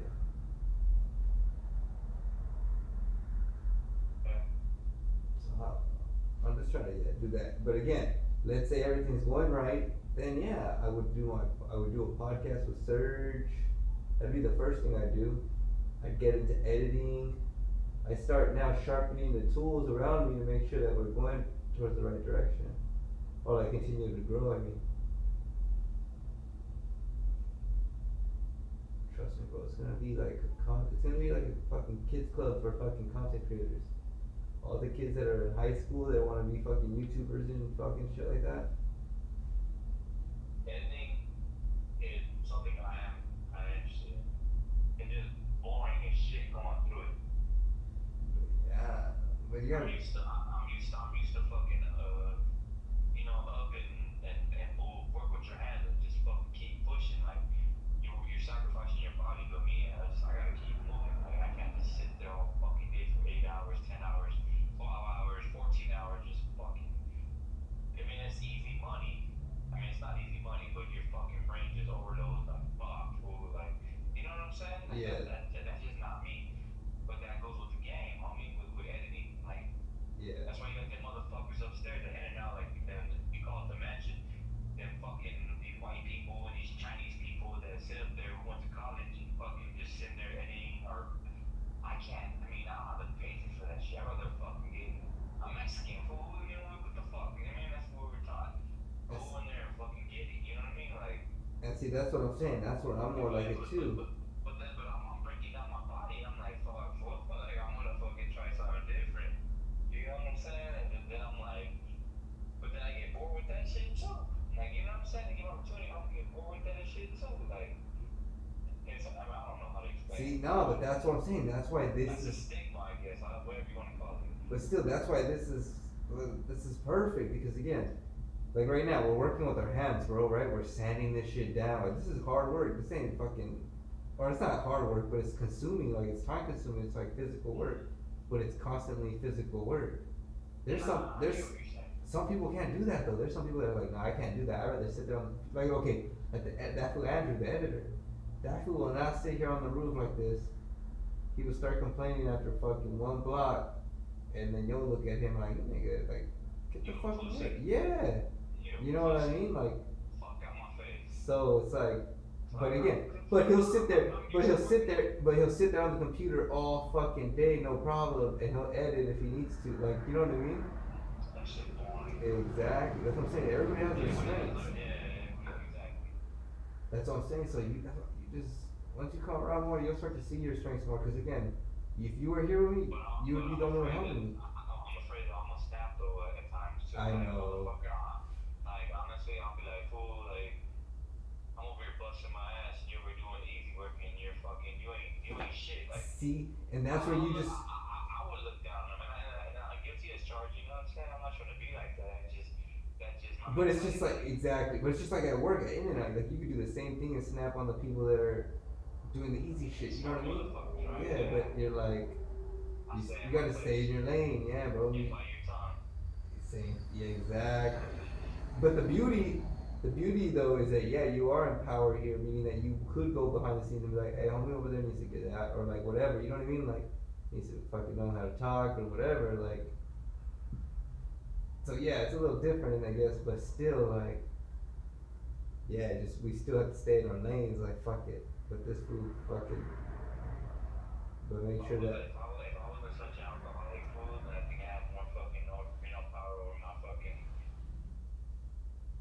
my reactions. I don't know how to say it. I mean, maybe. Honestly, Dick, I really think I need help for. I think I need to check myself. And I don't want to go to rehab because I'm gonna be with them fucking heroin addicts, tweet gangs, fucking. But I really think I need help. Like counseling or some shit because this shit. It's not even fun anymore, bro. And I drink so much, food. I don't even get buzz after a certain amount of beer. And when I get too fucked up, I wake up in the morning and I want to call out. I'm so fucked up. I drink so much off. Like, it's not even funny. I can't. That's some real shit. Oh yeah, I know what you. I mean, I can get an idea, bro. Like, you just gotta. Yeah, you gotta. I hate to say it though, bro. You have to break. You gotta either go to jail or you gotta fucking go to rehab. That's how it was for me, bro. That's how it was for me.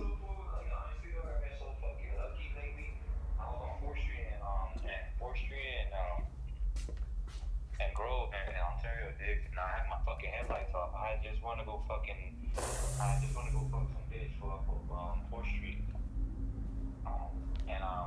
I fucking was so fucked up when I pulled out the fucking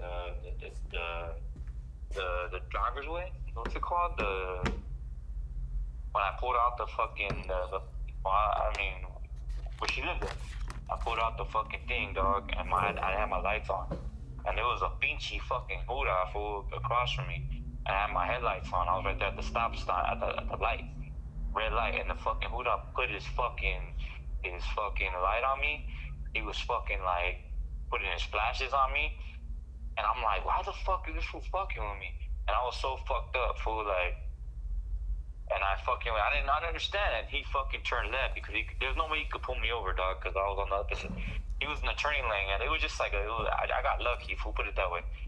But I was so fucked up, Dick, like, and then I drove off when the light turned green, and he turned left already. And I fucking was like, oh shit, my headlights ain't on. And I tried to go, that's why he was blinking his lights at me. And he put the, like, you know, like the lights where you fucking hold it with your hand. And I'm like, Dick, I should have got a DUI right now, bro. You fucking guy. I swear to God, fool, I'm not even bullshitting you. And then I had a party to go to that weekend for my cousin's 40th party, my cousin April. And something told me, just don't go, fool, don't go, because it was in Rialto. Right. And I was just like, Dick, like, you're getting too many fucking,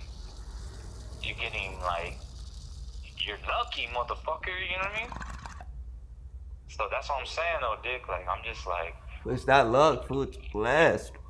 Yeah, but I'm just like, I'm a fucking, I be battling with my demons every day for almost some pussy. Let me go over here, get all fucked up first, and then you know what I mean, it's gonna make me fuck long. Or woo, you know what I mean? You're human, dog. I don't know, dog. There's nothing wrong with that. You're human. I guess so, bro. I guess so. I mean, obviously, at the end of the day, I'm a man too, right? I'm a man too, right? Like I need that. You know what I mean? I ain't got no girlfriend. You know what I mean? Like, you have to have. Serious, you know? You have to have, yeah, your outlets, dick. What the fuck? Yeah. But still, at the end of the day, fucking, no food. God is with you. God was in that car to make sure that, for whatever reason, that would not get you. He knows I'm a good person, bro. But still, though, bro, like my luck's gonna run out, and I've been telling myself that for years. I'm just like, fuck, fool, like. I be telling myself too, low key. I've been making some close calls too, and I'm like, bro, like with that work situation, I should have got written up, and I didn't. So it's like, and then a couple things with the car sometimes. Well, you're a good family man, bro. Like low key, like you know what I'm saying. Like you handle your business, you make your woman happy, and even though that's part of a relationship. No, yeah, I definitely, yeah, I think God definitely be helping your boy out for sure. I can't complain. I cannot complain. I never doubt God, bro. I remember one time we had a conversation where you were like, "Oh, how come it's not happening?" and this and that, and I had to like press you, like, but I'm not. I don't know. I have all the answers, Sway. You know what I'm saying? Right? It's just like it's just like, but you gotta believe. You gotta have some kind of faith, bro. Like I tell myself that all the time, bro. It's just I don't like to like. I don't know, bro. It's hard, bro. You know what time it is. Exactly. I don't. You know what time it is, my guy. Yep. It's tough, man. And me and you are the only ones who could talk like this. I can't talk to Rob like this. I can't talk to Andrew like this. I can talk to Louis like this, but he's gonna bring in all the religious stuff. You know what I'm saying? And sometimes I don't want to hear that because I have my faith and he has his faith, and we, you know what I mean? Yeah.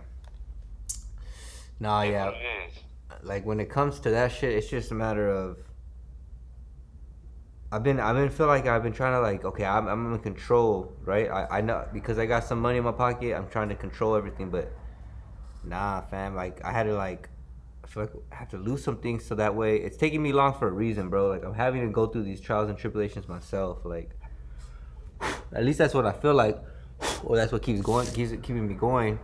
And then it's like there's moments where like people pull up, or where like people come in, we'll get like a gig going, or we'll do like something will happen. And it's just like. Yeah, I don't know, man. It's just something's keeping me going, and the only thing I could say is God, bro. God has got to. That's got to be God. I gotta say it's God, and because again, I have to believe in something, or I'll fall for. You know what I mean? Like, yeah, it's man, it's crazy. It's crazy. But trust me, like when you tell me stories, you're on that same tip, brother. Like. How do your tactics change though? Like from when you first started, like when you first got to the shop, how have your tactics stayed? Has your image, has your or not image, has your basically has your image changed of what it was to what it is today? Is it still the same, or are you changing course and want to make it this way because you think it's gonna work better? Like I don't know if that makes sense. You understand what I'm saying though? No, yeah. So I always knew, again, I wanted this to be like a studio for creators to be able to create, right? Mm-hmm. But then it never looked the way in my head, or the shop never looked the way I wanted to in my head. And in my head, I wanted to look like a professional, like a studio, like a professional place where you're like. But then you want to do the OnlyFans and this and that. So yes, that's what I'm saying. All those, like, I want to get content creators in here. So if OnlyFans girls want to, if I can get that restroom like redone, professionally, make it look like, and then let content creators know, like, hey, look, you guys do OnlyFans, you guys could use the restroom, the shower room. We have, again, these things that they can utilize. And if they're, feel comfortable. Yeah, and again, yeah, bro, we could do all kinds. We could turn the back room to a bedroom, like. Again, depending on the client. Like if that's what the client wants, that's what the client gets. If the client tells me, look, I like you having the space room, paint it all. I want it to be all red and da da da da. Cool, let's paint it all red. Like whatever the client's gonna pay for, we're gonna do it. You know what I'm saying? Does that make sense? Yeah. Like that's my thing. And then again, I hope to get clients that do podcasts because again, I know there's money in there, and I know that people want to do podcasts. So that's why I started doing my own, so that way I could be like, hey, look, this is what the episodes will look like. This is what the angles look like. That way I'm not just going in there and be like, oh yeah, I could do all this, and then go to try to do it, and I'm like, oh, I don't really know what the fuck. And they're gonna look at us like, what the fuck are you guys doing? You know what I mean? So I'm like, nah, I think I'm telling you, all this stuff I've learned is I had to learn, like, okay, cool, you're into this? Well, do you even know anything about it? Well, okay, let's get you to learn some of it. Okay, cool, you got a team, now you're comfortable, you guys got, again, everybody's going through their parts on what they're going through. But again, the biggest thing was like, it never looked the way I wanted it to. And then I've always helped other people in their little niches when they come up. Now it's more like, nah, it's my vision. Jump on my team or on my vision, and I'm gonna make this place look the way I want it to look. Like, you know what I mean? The money's gonna start going where I want it to go, kind of thing. Yeah. And then once people start seeing it, then yeah, hopefully people can start playing the roles, kind of like everybody play the roles. The editor will edit, the photographer will do that. We'll market and advertise the place. There's like, I got a plan on how we're gonna do that whole thing. How we're gonna fucking get the internet to be like, damn, Frontline Media, where the fuck did this place come from? Like, this shit's on every fucking ad on Google or on Facebook or Instagram or Pornhub. Honestly. I get what you're saying. But to let people know, like, yeah, you're into this content, like, come and shoot it here, like. And then again, because we have pictures of girls that did OnlyFans and all that, we can edit some of those up, make little things, and then so now clients reach out, hey, look, I saw you guys posted some OnlyFans time. What do you guys do? Well, we can do anything from this to this. What are you trying to do? Why do you want to do porn though, fool? I don't. It's not that I want to do it. Just, again, anything that's content creating. It's like asking me like that fool that booked the studio that did that weird ass shit with the flower and he's bleeding that weird ass fool that does all that shit. I don't know what you're talking about. That fool Johnny Majestic. I didn't tell you about that shit. What the fuck did he do? They shot a music video here, and then they shot it, and it was like I mean, the shit's gonna go viral probably, but it like he was like they like made a flower like I don't know how to explain it, bro. They made a prop. It was like a flower, but the middle was kind of like cut out, and then they like put some like prosthetics on his face and stuff, so his face looked all weird. And then yeah, bro, like, so again, it's not shit that I'm into, right? Like that's what I start telling Sergio, like it's not like this ain't the kind of shit that I'm into, but damn it. So Serge saw it? Yeah, I showed Serge. He was like, this is same shit, please. Yeah, exactly. And I'm like, bro, I'm not saying that it isn't, right? Like, at the end of the day, I'm not saying that it is or isn't. I'm not gonna judge. Like, I'm gonna let them do what they're doing. Like, I've talked to them after, like, minus this, they're just normal people, bro. Like, they're just normal people at the end of the day. Like, but they have a weird ass fucking dream fetish, whatever you'd call it. I don't know. Like, but they probably look at me. But they probably look at me the same way. Like, look at this fucking Mexican guy listening to black people music. Like. Is he white? Yeah, those two are all white. The guys who did the video? Yeah. No shit. Yeah, this was. I'm telling you, bro. That's what I'm saying. I probably have a problem with it too. I'll probably be like, what the fuck? Bro, that fool dropped some money at the shop, so it's like. No, I get it. That's one day's of work. So again, that's why you say, like, I'm not trying to get OnlyFans girls in here, but if that's what content creators, if that's content, that's, you know what I mean, then you can create it here. Wow. Yeah. I get what you're saying though, bro. This ain't first rodeo. You know what it is. Yeah. But fuck. Man, fuck this. I'm pretty sure this is they're just probably like, holy shit. I'm telling you, bro, this is, it's gonna get, and I tell you, it's gonna get even more once. Exactly right. Like in my head, the word I would use is weirdos, which is not the right word. It shouldn't be the right word, but. Oh, we gotta put some gangster shit. If I'm gonna be there, I'm at some hood motherfuckers. And That's what I'm saying. You're gonna see a bunch of like weirdos coming in. Hey, Cypress Hill did the fucking videos with crazy shit, like La Maria shit. Cypress Hill and they're fucking gangsters. Fuck, they're from fucking Bellflower, homie. Trust me, bro. You're gonna see. Do some content like that, dog. I'm telling you.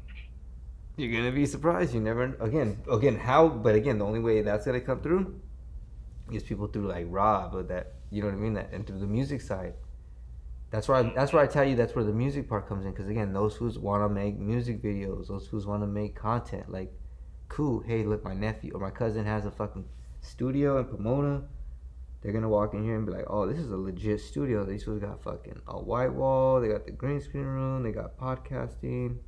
How do I book this? You know what I mean? Like, it's gonna be professional. Like, right now, again, it still looks like it looks like a garage in here, bro. And that's what I gotta switch it up. Okay, that's why you're doing what you're doing. Yes. So that once it looks the way it needs to look like in my head, I'm gonna buy, like as far as the walls, buy furniture. Hopefully, I wanted to do the floors, bro, but the floors are gonna be kind of expensive, so I don't know. But then yeah, get everything done, and then start getting Andrew to fucking come and shoot some content as far as like advertising type of content. We'll get the fucking drone in here. We'll just get a bunch of content footage. Get that footage, start fucking editing it up for us to get like advertising and marketing, like booking studios, book your studio. You know what I mean? Book your content here at the studio, and then show all the stuff that we have, and we'll do like the different things that we've done, the episode. We'll do all kinds of crazy shit, bro. It's gonna be crazy. And then from there, that's where it's gonna be like. But don't you think that you should take it one step at a time? Just conquer this shit, the music videos. Okay, this comes with the extras. All right, let's focus on this now. But just focus on. You know what I mean? You know what I'm saying? Like, focus on the podcast first, or focus on the... No, because again... T-shirts too on the side. Well, again, so that's what I'm saying. The t-shirts would be the main thing that we would be doing other than the content. So, like, if there's no, like, if there's no clients... Exactly. Like that's easy work. But with the OnlyFans and the music videos, and, like, what's going to be at the top of the pyramid? You know what I mean? The podcast? It has to be the podcast, because I know that's what you really... But see, like, you're saying for me, like, what do I want to do out of it? Yeah. Nah, I don't... Or does it matter? It doesn't even matter. Like, again, because I'm not trying to get... But I'm not... Remember, though, it's not like I'm trying to get, like...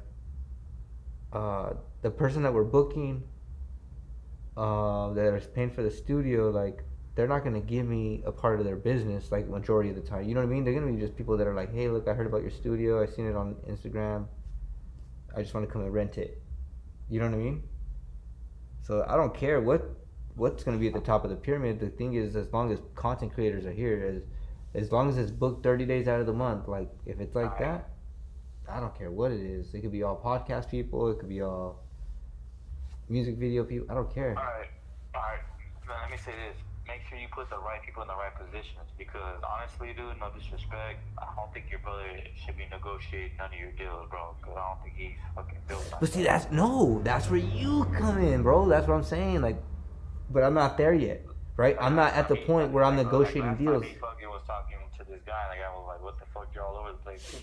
You don't sound serious. And I confronted him about it, and he got all mad, and we went back and forth in front of Matt. He was, you were there. Yeah. I was like, dog, like, bro, like, you're not the right person to be negotiating this shit. Trust me. And you know what, fool? I'm all the answers. Like I said, I'm not sure, but I was like, and then he started talking shit, and we started talking shit, and I was just like, it's what it is, fool. Like, trust me, I know what you mean. That's again, I feel like that's where your role comes in. But again, you're not here because that's not even being done yet. You know what I mean? Like, if that was being done, God would make sure that you were here. But even then, like, if I felt like someone was shady, because me, I'm paranoid like a motherfucker. I mean, I don't even know if I'm qualified for that shit either. You know what I'm saying? Like, But I'll just again, be like, you're that fly on the wall type shit where it's like I see yeah, everything. like I'll sit there. So and I'll just be tell like, you, being you make the deal, you make the deal, you make the decision, Anthony. But look, this is everything that I've seen, just so you know. And I'm like, oh, I didn't even see it like that. Cool, well, at least you know, like. Alright, okay. Yeah. Telling you, bro, everybody has their. It sounds cool, like we talking about it, but when you're in the fucking moment, it's a whole different animal. Well, yeah, again, because again, what you gotta do is be able to hold your tongue. You gotta be able to, you know what I mean? You gotta be able to read correct.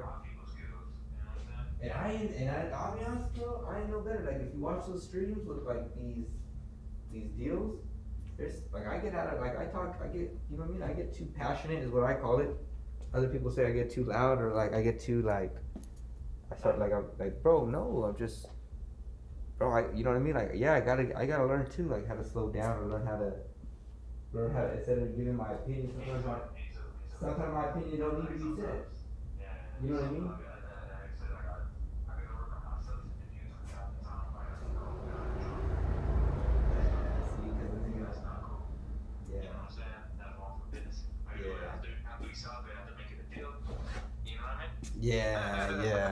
Yeah, you're right. So like I gotta battle that motherfucker and that black cloud or whatever on my head, you know? Yeah, no, you see, but you know, that's what I'm saying. Like, that's why I say God is real, bro. God puts it front, like, the wisdom that we need, bro, is in our head. Like, we already have the answers in our head. He gives us the answers, right? Like, all this shit that I'm talking about, as much as I'm saying about it, like, it's not that I'm coming up with this and I'm like, oh, this is what I want. No, this is just the shit that God's putting in my hand, bro. Like, bro, we went from weed. We went from fucking sound weed in the backyard. You know what I mean? Like, that was supposed to be the vision. But then as time progressed, it's like, it turned into this, right? Like, I seen the other, like, damn, like, the weed is cool, but to go legit and not, again, weed would still be a cool thing to do too on the side, but the legit thing would be, again, the Studio 4. Trust me, like, it's gonna be the front business, like the fictitious business, so to say, like the one that looks like to the public it's gonna be like this, but on the back end, again, we have other things that we do. So, but it's gonna be the umbrella company, if that makes sense. What does that mean, umbrella company? So what does umbrella mean? When you do your taxes, there's a thing called an umbrella company, right? The umbrella company is it's like the main company. Let's call it. It's called CHEEEEE, right? CHEEEEE is the corporation. Like we did this is just an example, but like CHEEEEE is exactly. That's gonna be like the umbrella. We should make a fucking. We should call it the CHEEEEE podcast. I know. Well, trust me, that's the channel. I was thinking about calling it the channel of that, or like, yeah. Anyway, go ahead. But yeah. So again, the umbrella company is you have the big company on top. So let's say it's the CHEEEEE Corporation, and then CHEEEEE Corporation has these companies underneath it. So let's say they have Frontline Media, right? And then as well as Frontline Media, they have the stock thing that I do, where I do the stock market. Another thing is they do, like we had the hibachi, right? We had all these different, the OnlyFans, all these little different things that we get contracts with. These become companies under Frontline Media. Does that make sense? Yeah, of course. But did I show you the all smoke by the Cypher Show, Be Real podcast? He has a smoke box. He has the fucking. I think so. Then he has a podcast, and then like same thing with Adam 22. He has the OnlyFans, the No Jumper. Then he has like all this shit. I know. I know what you're saying. That's what you do to stay rich, though, is having those companies. Because again, now when one of them doesn't work, you can write all that stuff off. You know, like there's just ways in the, or like let's say you make a lot of money. Let's say you make $1 million. You're like, damn, well I gotta get half this million up because fucking taxes, right?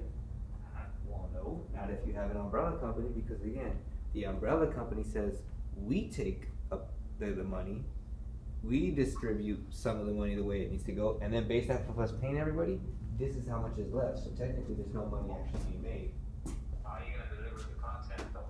Are you gonna release clips at 1 one time, or is it gonna be just strictly this, you know what I mean, this agenda or this or you know, this lane or how? Well, again, so the main thing is to just right now, again, let's say the umbrella is content. Right now, the one that we're working on is Frontline, which Frontline is just a studio for content creators to come and use. That's the one I want to work on. All the other ones I was doing with everybody else obviously hit the fan, right? Whether it was the t-shirts, whether it was the hibachi, these were all supposed to be other little companies underneath the Chen industry or whatever you call it for all of us. Yeah. You know, and then Chen has to be ran by us and our family. Our kids especially. When I say family, I mean our kids. Because now you can pay your kids tax-free. Let's say you make, again, $1 million, now, and you have 3 kids. Now each kid can get, I'm just gonna throw a number, but let's say it's like 25,000. They each can get 25,000 tax-free. And again, now they have to work for you. And you're just saying like business. Well, I pay my kids 25,000 a year, but they work for me. They come into the studio, they make sure the spot is swept, they paint the floors, they paint the walls, you know what I mean? Like, they make the sets, like, there's just, yeah, bro, oh my goodness. This thing's huge. There's a whole lot of fucking. Do you think if you ever get to that point, you can move out of that spot and then do something bigger? Yes. That's the goal. I would say I'd always want to keep this spot because, why? Because it's right here downtown Pomona, right? It's like the first spot. I would definitely get another spot though. That would be bigger. That would be more targeting like bro. I want to target like fucking. Like nigga Snoop Dogg in motherfucking warehouse. Like those, like yeah. Like I want to get. I haven't. I've seen clips of like different you things. You haven't seen Kyle Kennedy when that nigga walked up in there for the tour? Yeah, that's where I saw it. That Kai Cenat, that's what. That shit is fucking crazy. Yeah. That shit is crazy. That was a green room, a fucking break room. That nigga, it's a warehouse. It's like where I work at. But all this shit, whatever the fuck you want. That's what I'm saying. It's again a factory, a fantasy factory, like a real fantasy factory. Crazy. Like I couldn't believe that shit. But see, that's the same thing. I want that same thing, but again, now for like what would you call it? Like bigger commercials, like commercial style business, like Fox News comes in, rents our studio, or you know what I mean, like shit like that. Yeah. That would be like if it ever gets that far. But again, I don't see it being that big. But again, as long as it's big enough. I'm just putting out ideas. The goal is to make it big enough so our kids can be running and making money through the company and the company's profits. But do you think our kids will want to do that? Yeah. Yes, because again, bro, they're in the generation where content is life right now. 24/7. They grew up, literally yes. PS5 all fucking day. They're the first generation to grow up from fucking the day they're born, pretty much, or when they can hold an iPad or tablet or a phone. As long as they can do that, they're in the generation where to where they're at now. So for sure, it's only gonna get more and more.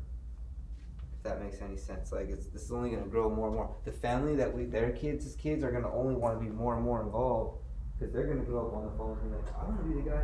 Cool. Well, you're lucky because our family built a studio where you don't have to be like, oh, I don't have all the tools. No, it's kind of just like rappers, right? Like the kids or Beyonce, like they all got their fucking kids in the music industry because they have all the tools already, like, and they got all the connections. So it's like, if we could be that foundation for these kids, and then let them get the connections and the networking with people, then cool. We did our job here on Earth, and take me to heaven. Take me to heaven. Trust, bro. I see this really being the future. Yeah, this is gonna be the stepping stone for our kids, and then yeah, man. Yes, it has to be. It has to be, or we can die trying. 50 Cent, get rich or die trying. Yeah. Yeah. Wow.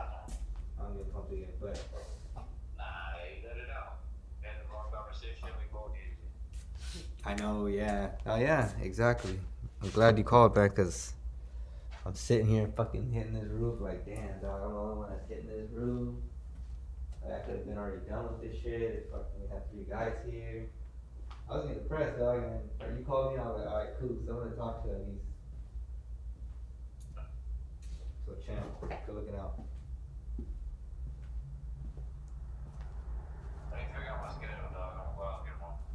Yeah, again, not tomorrow. Sometime it'll happen, bro. Just fucking stay connected. That's all I say. Trying to bring a beer too. It's good talking to you. Just keep your head up. I know your vision. It's always been there. And I'm sorry, like I said, I'm going through my trials and tribulations too. I gotta go through depression, being lonely, fucking taking care of my parents. I never thought I was gonna be 35 years old doing this shit, man. You know what I'm saying? It's pretty tough, dog. But you the baby of the family, brother. Like, who else is gonna take care of the parents? Yeah, I never thought I was gonna be that big, dog. And I'm grateful for it. I got a roof over my head. I got food in my stomach. I got fucking. But. Hey, but see, bro, and if I could be honest too, like, you do got your parents there, bro. Like, that's a blessing, bro. Cause like, yes, because honestly, when they do go, when like they finally go, bro, God forbid it's, you know, it happens, but when it does happen, fuck, man, it's gonna be like, at least you got to say, like, you have experience, like, real, genuine experiences. You know what I mean? It's just gonna hurt, it's gonna fuck you up the most, bro, because again, you're the closest to them out of all the kids. But trust me, bro, they're not gonna be able to have the kind of conversation that you're gonna be able to have with, like, you're not gonna be able to talk. They're not gonna be able to talk about their parents the way you're gonna be able to talk about them. You know what I mean? Like, cause they weren't there. They're not there the way you are. Like. Yeah, my sister was supposed to take this wrong, and exactly. And then my dad said, "Fuck that." It was like. But you see, like. And I feel bad, like, you know what I'm saying? But my sister talked a lot of fucking shit. Well, that's why me and her are beefing right now. We're not beefing, but like, we just have a lot of animosity towards each other. She's jealous. She tried to take the throne, which is cool. I was like, go ahead, take them. See what you got with it. And my dad said, fuck, you know, child in. You know, mom, you know, she's the wife. She said, I'm gonna go. Or my husband. My husband, yeah. Yeah, no, trust me, bro. Story, dog. Trust me, bro. I get it. So it's like, trust me, you were that person for a reason, bro. Like. And then they came back, and I'm over here fucking cussing them out. Like, what the fuck? My bad. Blah blah blah. I'm over here looking at my dad, fucking lying in front of me, and I'm just like, shut the fuck up, Frankie. See, that's another. She can do what the fuck you gotta do. And be lucky now. In the Bible, dog, it says no good deed doesn't go unsaid or doesn't go unpunished. I know, but I'm just saying, like, when you have those tough days, just know that, like, God knows, God sees you, God's there. You know what I mean? Like, not to look for your points. You know what I mean? But to be able to be like, fuck, man, like, at least you're seeing me.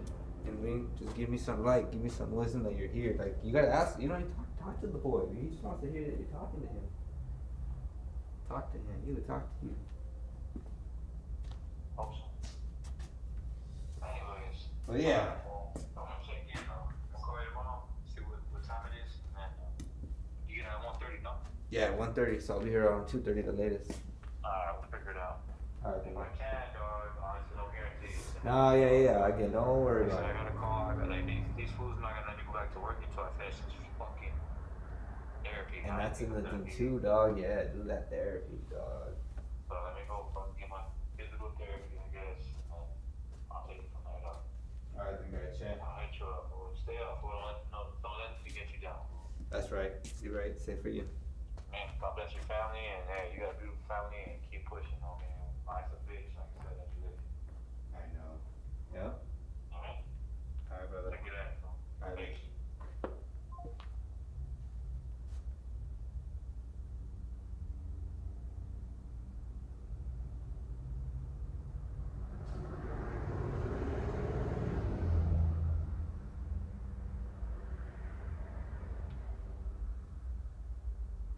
Instructions, like don't talk to the case, don't read research the case, and ask preliminary questions if you have a conflict or medical issues, but then it says this. This is a criminal case. The defendant, Sean Combs, has been charged in an indictment with various criminal offenses. The indictment is not evidence, it simply contains the charge. The charges in this indictment stem from the allegations that from at least 2004 through 2024, the defendant, with assistance from employees and associates of businesses he controlled and ran, including a recording studio, a liquor brand, a clothing brand, a media company, and other lifestyle companies, allegedly committed multiple crimes intended to protect the defendant's status and reputation to satisfy the defendant's personal desires. These alleged crimes include kidnapping, arson, bribery of a witness, obstruction of justice, drug distribution, forced labor, sex trafficking of multiple adult female victims who the defendant allegedly coerced to engage in sex acts with him and or with male escorts, and the transportation of those victims and male commercial sex workers for purposes of engaging in commercial sex acts.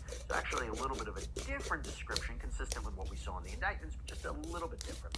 But then it gets into some interesting questions for these prospective jurors. So it says, for today, had you read, seen, or heard anything about Mr. Combs or the criminal charges brought against Mr. Combs? Have you personally formed any opinion about Mr. Combs' guilt or innocence of the crimes charged as a result of anything you have heard, read, or seen? Have you communicated to others or posted your opinion on social media or online about Mr. Combs? Elizabeth, I think that last one is going to be very, very tough. I mean, do you think we can really get a jury seated who is fair and impartial in what, 4 or 5 days, right? Don't they say we're going to start in May 5th and be done by like May 9th and start with openings? What do you think? I have a lot of thoughts. Well, first of all, I know I could not be a juror, mainly because of our work here, but also I am trying to boggle my mind around how fast this jury selection process really will go, because truly, who hasn't heard of Diddy in some aspect, especially when it involves this case? You're late. What do you mean? What do you mean? What do I mean? You're late for dinner. Yes, we are. We make a point to do family dinner every week. Sunday at 7 on the dot, no matter what. We're all here.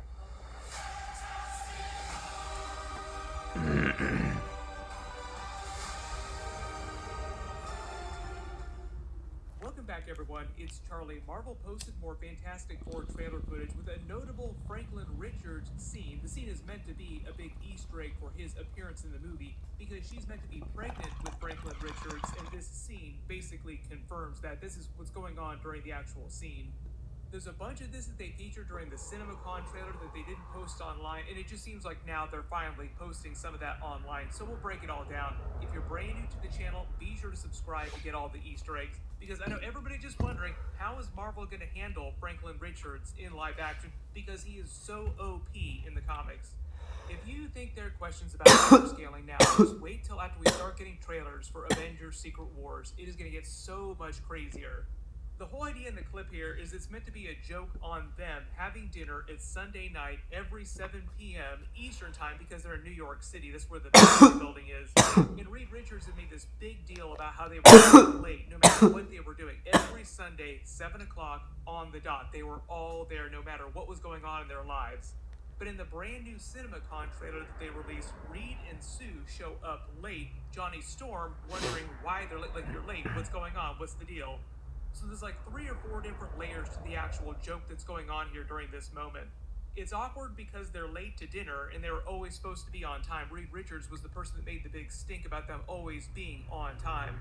One of the other jokes being that she's late as in her period is late because she is pregnant with Franklin Richards. Like, they've already figured it out together and they're getting ready to tell everyone else that they're also going to have the baby. Notice that Johnny Storm is wearing a Fantastic Four themed shirt, but also he's eating a box of Lucky Charms with himself on the cover. And it's actually an image taken from a real life Fantastic Four pinup page in the comics that Jack Kirby drew from Fantastic Four number 3 in 1961. And in real life, Marvel posted this clip on the Fantastic Four account 44 minutes after the hour of 7 o'clock, like 44 minutes late. So the marketing for this movie is just off the chain. Whoever's doing this is having a little bit of fun. That was why everybody thought they were going to release more footage on 4/14, because 4/14 for the Fantastic Four. Here I come. Oh, here I come. Just baking as many Easter eggs and many different layers to as many jokes as possible to the marketing for this movie. Notice that the actual pose that he's doing in this Jack Kirby illustration, which, like I said, is from real life, a real life Fantastic Four issue, he actually does in the trailer when you see him fly into space, though, but his flames cut out because there's no oxygen in space, and he needs oxygen for his flames to work. Now, the actual story for this particular issue that the Image appears in involved them fighting Miracle Man. I don't know if he's going to be featured during the movie or there'll just be an Easter egg for him in the background, because supposedly when the movie picks up, Galactus, Silver Surfer show up, and it's the main plot of the movie, they've already fought a lot of their big villains from the comics. They've already had their big origin story. So maybe there'll be some references to some previous battles that they had with classic comic book characters. There are a couple other Easter eggs that actually happened during that particular issue too. Their blue costumes made their first appearance in the issue, which also explained that their costumes were based on their original spacesuits they wore when they first got their powers. There were a couple images they also released with different suits. Like there are these spacesuits that they wear, then there are the separate spacesuits that you see them standing by, and you can actually notice here that Ben Grimm's is way bigger and the faceplate is different because it's meant to be after they've gotten their powers. This particular Fantastic Four #3 issue is also notable because it was the beginning of their Fantastic Four fan page where Marvel would publish fan letters that people would send in. That became a really, really big thing in the 1960s. And part of the whole idea with Fantastic Four is that they debuted before the Avengers, before Iron Man, before most of Marvel's really big heroes that you've been seeing during the Infinity Saga in live action. So a lot of the firsts that Marvel had, like the first time they ever did particular things, happened in Fantastic Four comics because they just started doing those before a lot of the other comics. And one of the other funny connections in real life is a lot of you probably found my channel because of Game of Thrones videos back in the day. George R. Martin has a long history with the comics, just in general, Marvel comics, DC comics in particular. But you might remember that George R. Martin even had one of his childhood fan letters published in a Fantastic Four issue back in the day. He wrote in a fan letter that was gushing on Fantastic Four issue number 17 in 1963. Now that particular issue, number 17, was them fighting Dr. Doom. But he was only 15 at the time. In just the year after that, in 1964, he also attended the very first real-life comic book convention ever anywhere in the world. Was a letter I wrote about Fantastic Four number 17, which is the first time anything of mine had appeared in print. If you're like me and you were not alive during the 1960s, or like you didn't start following George R. R. Martin till like the 90s or the 2000s, or when the Game of Thrones books really started to take off, The Song of Ice and Fire, or the TV show started to take off, the reason why we found out about all this, why he started talking about this, is because Game of Thrones was basically on the rise, like the hype level was rising, just as the hype for the Marvel Infinity Saga was rising in real life too, as they were building towards Infinity War. You remember that the final season of Game of Thrones, season 8, wound up airing right around the same time that they released Avengers Endgame. Now in the actual CinemaCon trailer, the whole idea is that Reed and Sue knew that she's pregnant and they're getting ready to tell everybody else, like they're telling Johnny Storm and Ben Grimm. So the whole idea is that after this, he jokes that Sue is going to be a great mother, but Reed has some work to do. Like there's still a lot of playful energy between Johnny Storm and Reed, even though Reed and Sue have been together for a long time. The four of them have felt like a family together for a long time already. The way they explain it is that they were already called the Fantastic Four before they got their powers. So the actual group had been a team together for a long time, even before they got their powers. To make the Avengers MCU comp, it'd be sort of like if the Avengers were already a team together before they actually had their superhero origin stories. Then all of a sudden one day something crazy happens, they get bombarded with cosmic rays, Fantastic Four style, and they all become superheroes, and they become the superpowered version of the Avengers. But at least the way that Matt Shakman, the director, Kevin Feige, the Marvel people have been explaining the Fantastic Four in their separate universe is that there is no other superhero team, like none other exists. We're not supposed to see a whole bunch of Easter eggs for other versions of MCU characters in their universe. They are the Earth's only actual defense when Galactus shows up. That's meant to be the whole thing, is that everybody on planet Earth expects them to save the Earth. The only exception to that, I believe, will be Robert Downey Jr.'s Dr. Doom is supposed to make his first appearance somewhere in the movie. Most of us are expecting it at the very end of the film as sort of like a tag Easter egg for Avengers Doomsday, or maybe like the post-credit scene. Supposedly the alternate version of Steve Rogers that Chris Evans is playing is also supposed to be featured in some kind of post-credit scene. We'll see about that. One of the other reasons why Matt Shackman said that he didn't want to use that Doctor Doom, like Robert Downey Jr.'s Doctor Doom, as the main villain of the first movie was because the character is just so big. He would just encompass so much of the story, like he would take up so much air, is the way that he talked about it. If you really think about it, I kind of agree with him. Like, if they actually had Robert Downey Jr.'s Doctor Doom in most of the Fantastic Four movie, most people in real life would be going to that movie just to see Robert Downey Jr.'s Doctor Doom. They wouldn't be thinking too much about this new Fantastic Four team. And I think Kevin Feige really, really wants these new Fantastic Four characters to become big, big parts of the MCU going forward. So he wants to focus most of this movie on developing them as a family first, then sort of like rolling in like really, really big characters like Doctor Doom. We will see if it all winds up working out. There are a lot of people that were also asking me about this image of Robert Downey Jr. that they thought might be test footage of him as Doctor Doom that had leaked out, but I think this is meant to be fake, just because it looks so much like the Spy Kids version of a Marvel movie, like Spy Kids Doctor Doom or the Shark Boy and Lava Girl version of Doctor Doom. Also, right now, his hair looks kind of like this, so this is probably closer to what his Doctor Doom hairstyle is going to be. There are a couple other interesting details too. He said when they were doing Galactus, normally you would assume they would just do it completely in visual effects, but he said that they did a combination of motion capture and they built an actual physical Galactus suit in addition to a lot of motion capture. We will see how that winds up looking out on screen. I think that's one of the reasons why they've also held back on a lot of their Galactus first looks, like you just see him from the back of his head.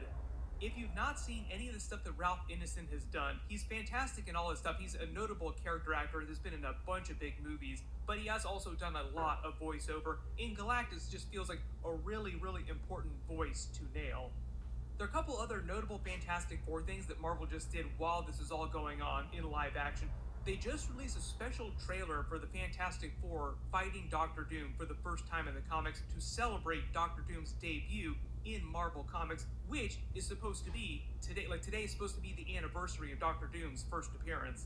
That was way back in Fantastic Four number 5 in 1962.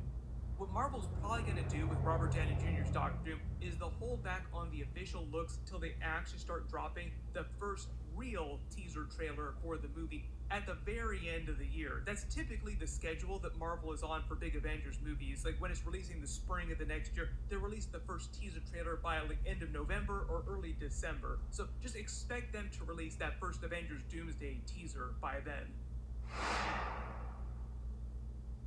Would also not be surprised if it's just a voiceover only Doctor Doom appearance, like you just hear Robert Downey Jr.'s voice as Doctor Doom. Which is a big question too. Will he use an accent for the voice? We will see. Everybody post all your predictions in the comments below. If you have any big questions or any Easter eggs you spotted in the brand new trailers that I didn't talk about in this video, write them below in the comments. We will get a bunch more trailers for this really, really soon.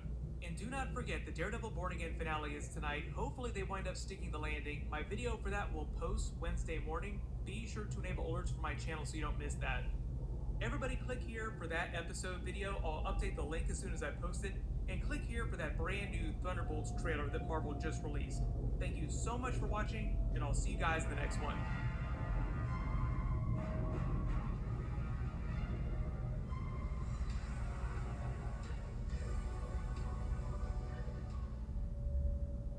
This is not a real marriage. We are consenting adults. You do not know this guy. Do you know what's happening right now?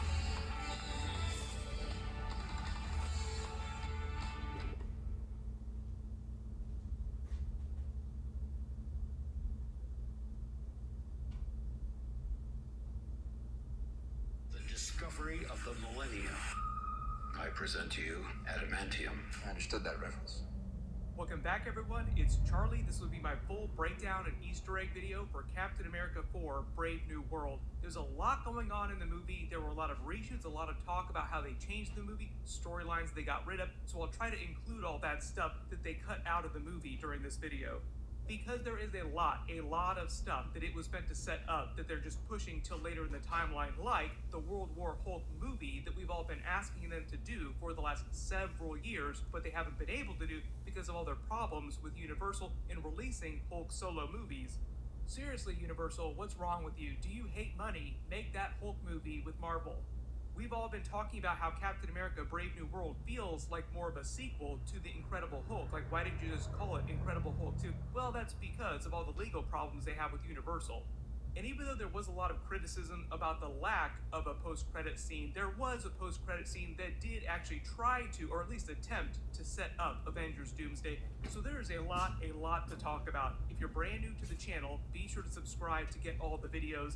Next big movie is going to be the Thunderbolts, and then Fantastic Four after that, and then no more Marvel movies until Avengers Doomsday. Fantastic Four is like the last movie that they have to set up Avengers Doomsday. We will be talking about the entire movie, start to finish, so careful for spoilers if you have not seen it yet. Starting at the beginning of the movie, probably one of the most notable things right at the beginning of this movie is very obvious, is this is the first Marvel Studios movie, like we're talking about Marvel proper, not Sony or Fox Marvel Studios movie that doesn't use the opening Marvel fanfare, that special title that you see before all the Marvel movies.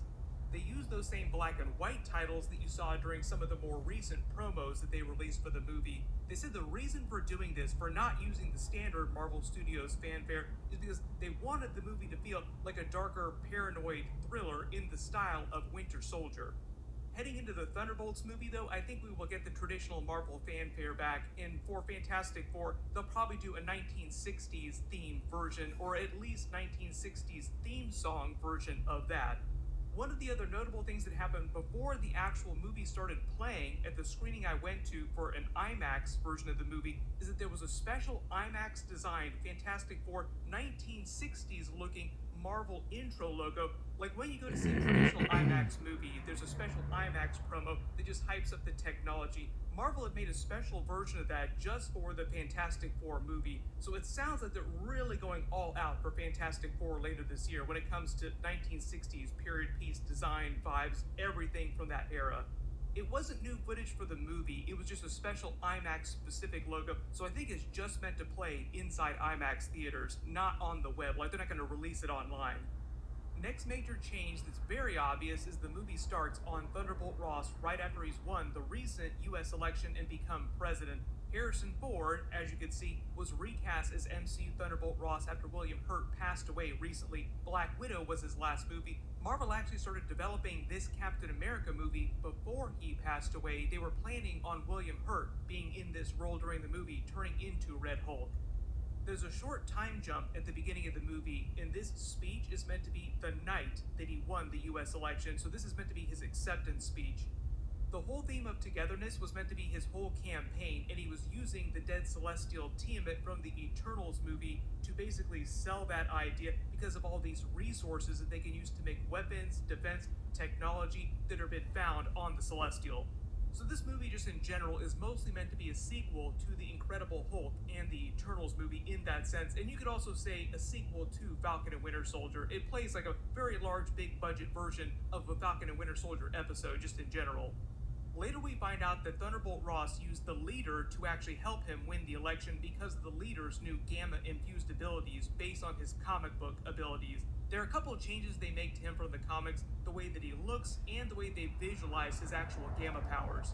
The Leader is meant to be the main villain of the movie, but the way they write him, they want you to sympathize with him and why he's doing these things, going after Thunderbolt Ross. But the entire story is very focused on the Leader's mission to take down Thunderbolt Ross. Captain America sort of gets swept up in that, so it's almost more of a Thunderbolt Ross Red Hulk movie than it is a Captain America movie.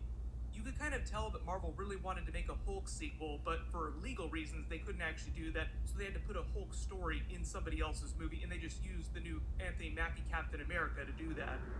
Tim Blake Nelson returned as his Samuel Stearns character from the Edward Norton Incredible Hulk movie. During that movie, he was already in the process of turning into the Leader. The way they explained it after the events of that movie, Thunderbolt Ross put him in a special prison, dosed him with even more gamma to make his abilities even more powerful, and the way they visualize it in the movie is that he can see all possible probabilities. This is the way his brain works, his enhanced brain, sort of like the way that Doctor Strange uses the Time Stone to see the 14 million different possibilities. The Leader can do that on a biological level without an Infinity Stone.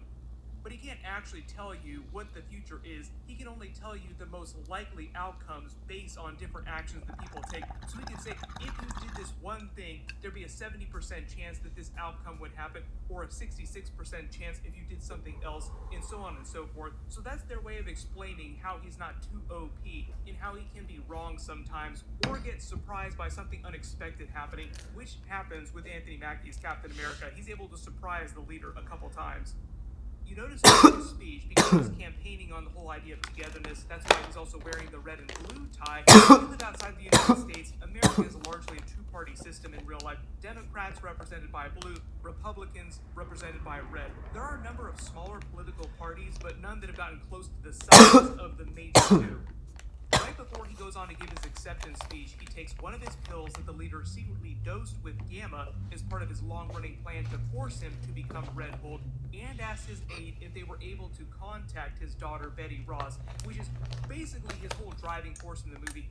The only things that he cares about in this movie are repairing his relationship with his daughter Betty Ross and pulling off this worldwide treaty over the adamantium, which we'll get into in a second. That's like a whole separate storyline. But they reference his daughter, Betty Ross, several times throughout this movie, and then pay that off with a cameo scene at the end, and it is Liv Tyler coming back from the Incredible Hulk movie, playing her character again. Way back when they were making Avengers Infinity War and Avengers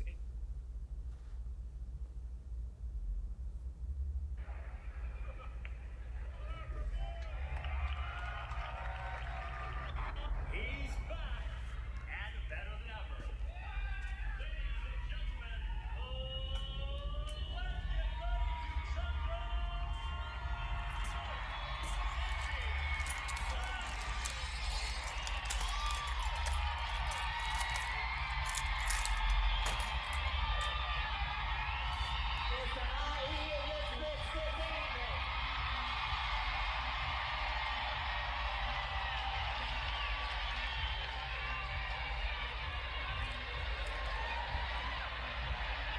I had to get here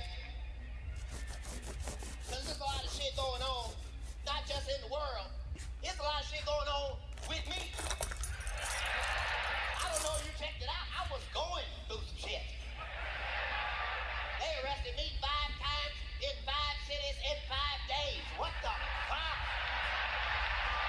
Bitch, I am not the international man of mystery. What the fuck?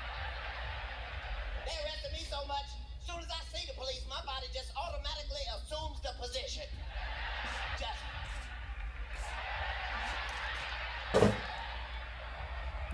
Tomorrow's another day. Tomorrow's another night.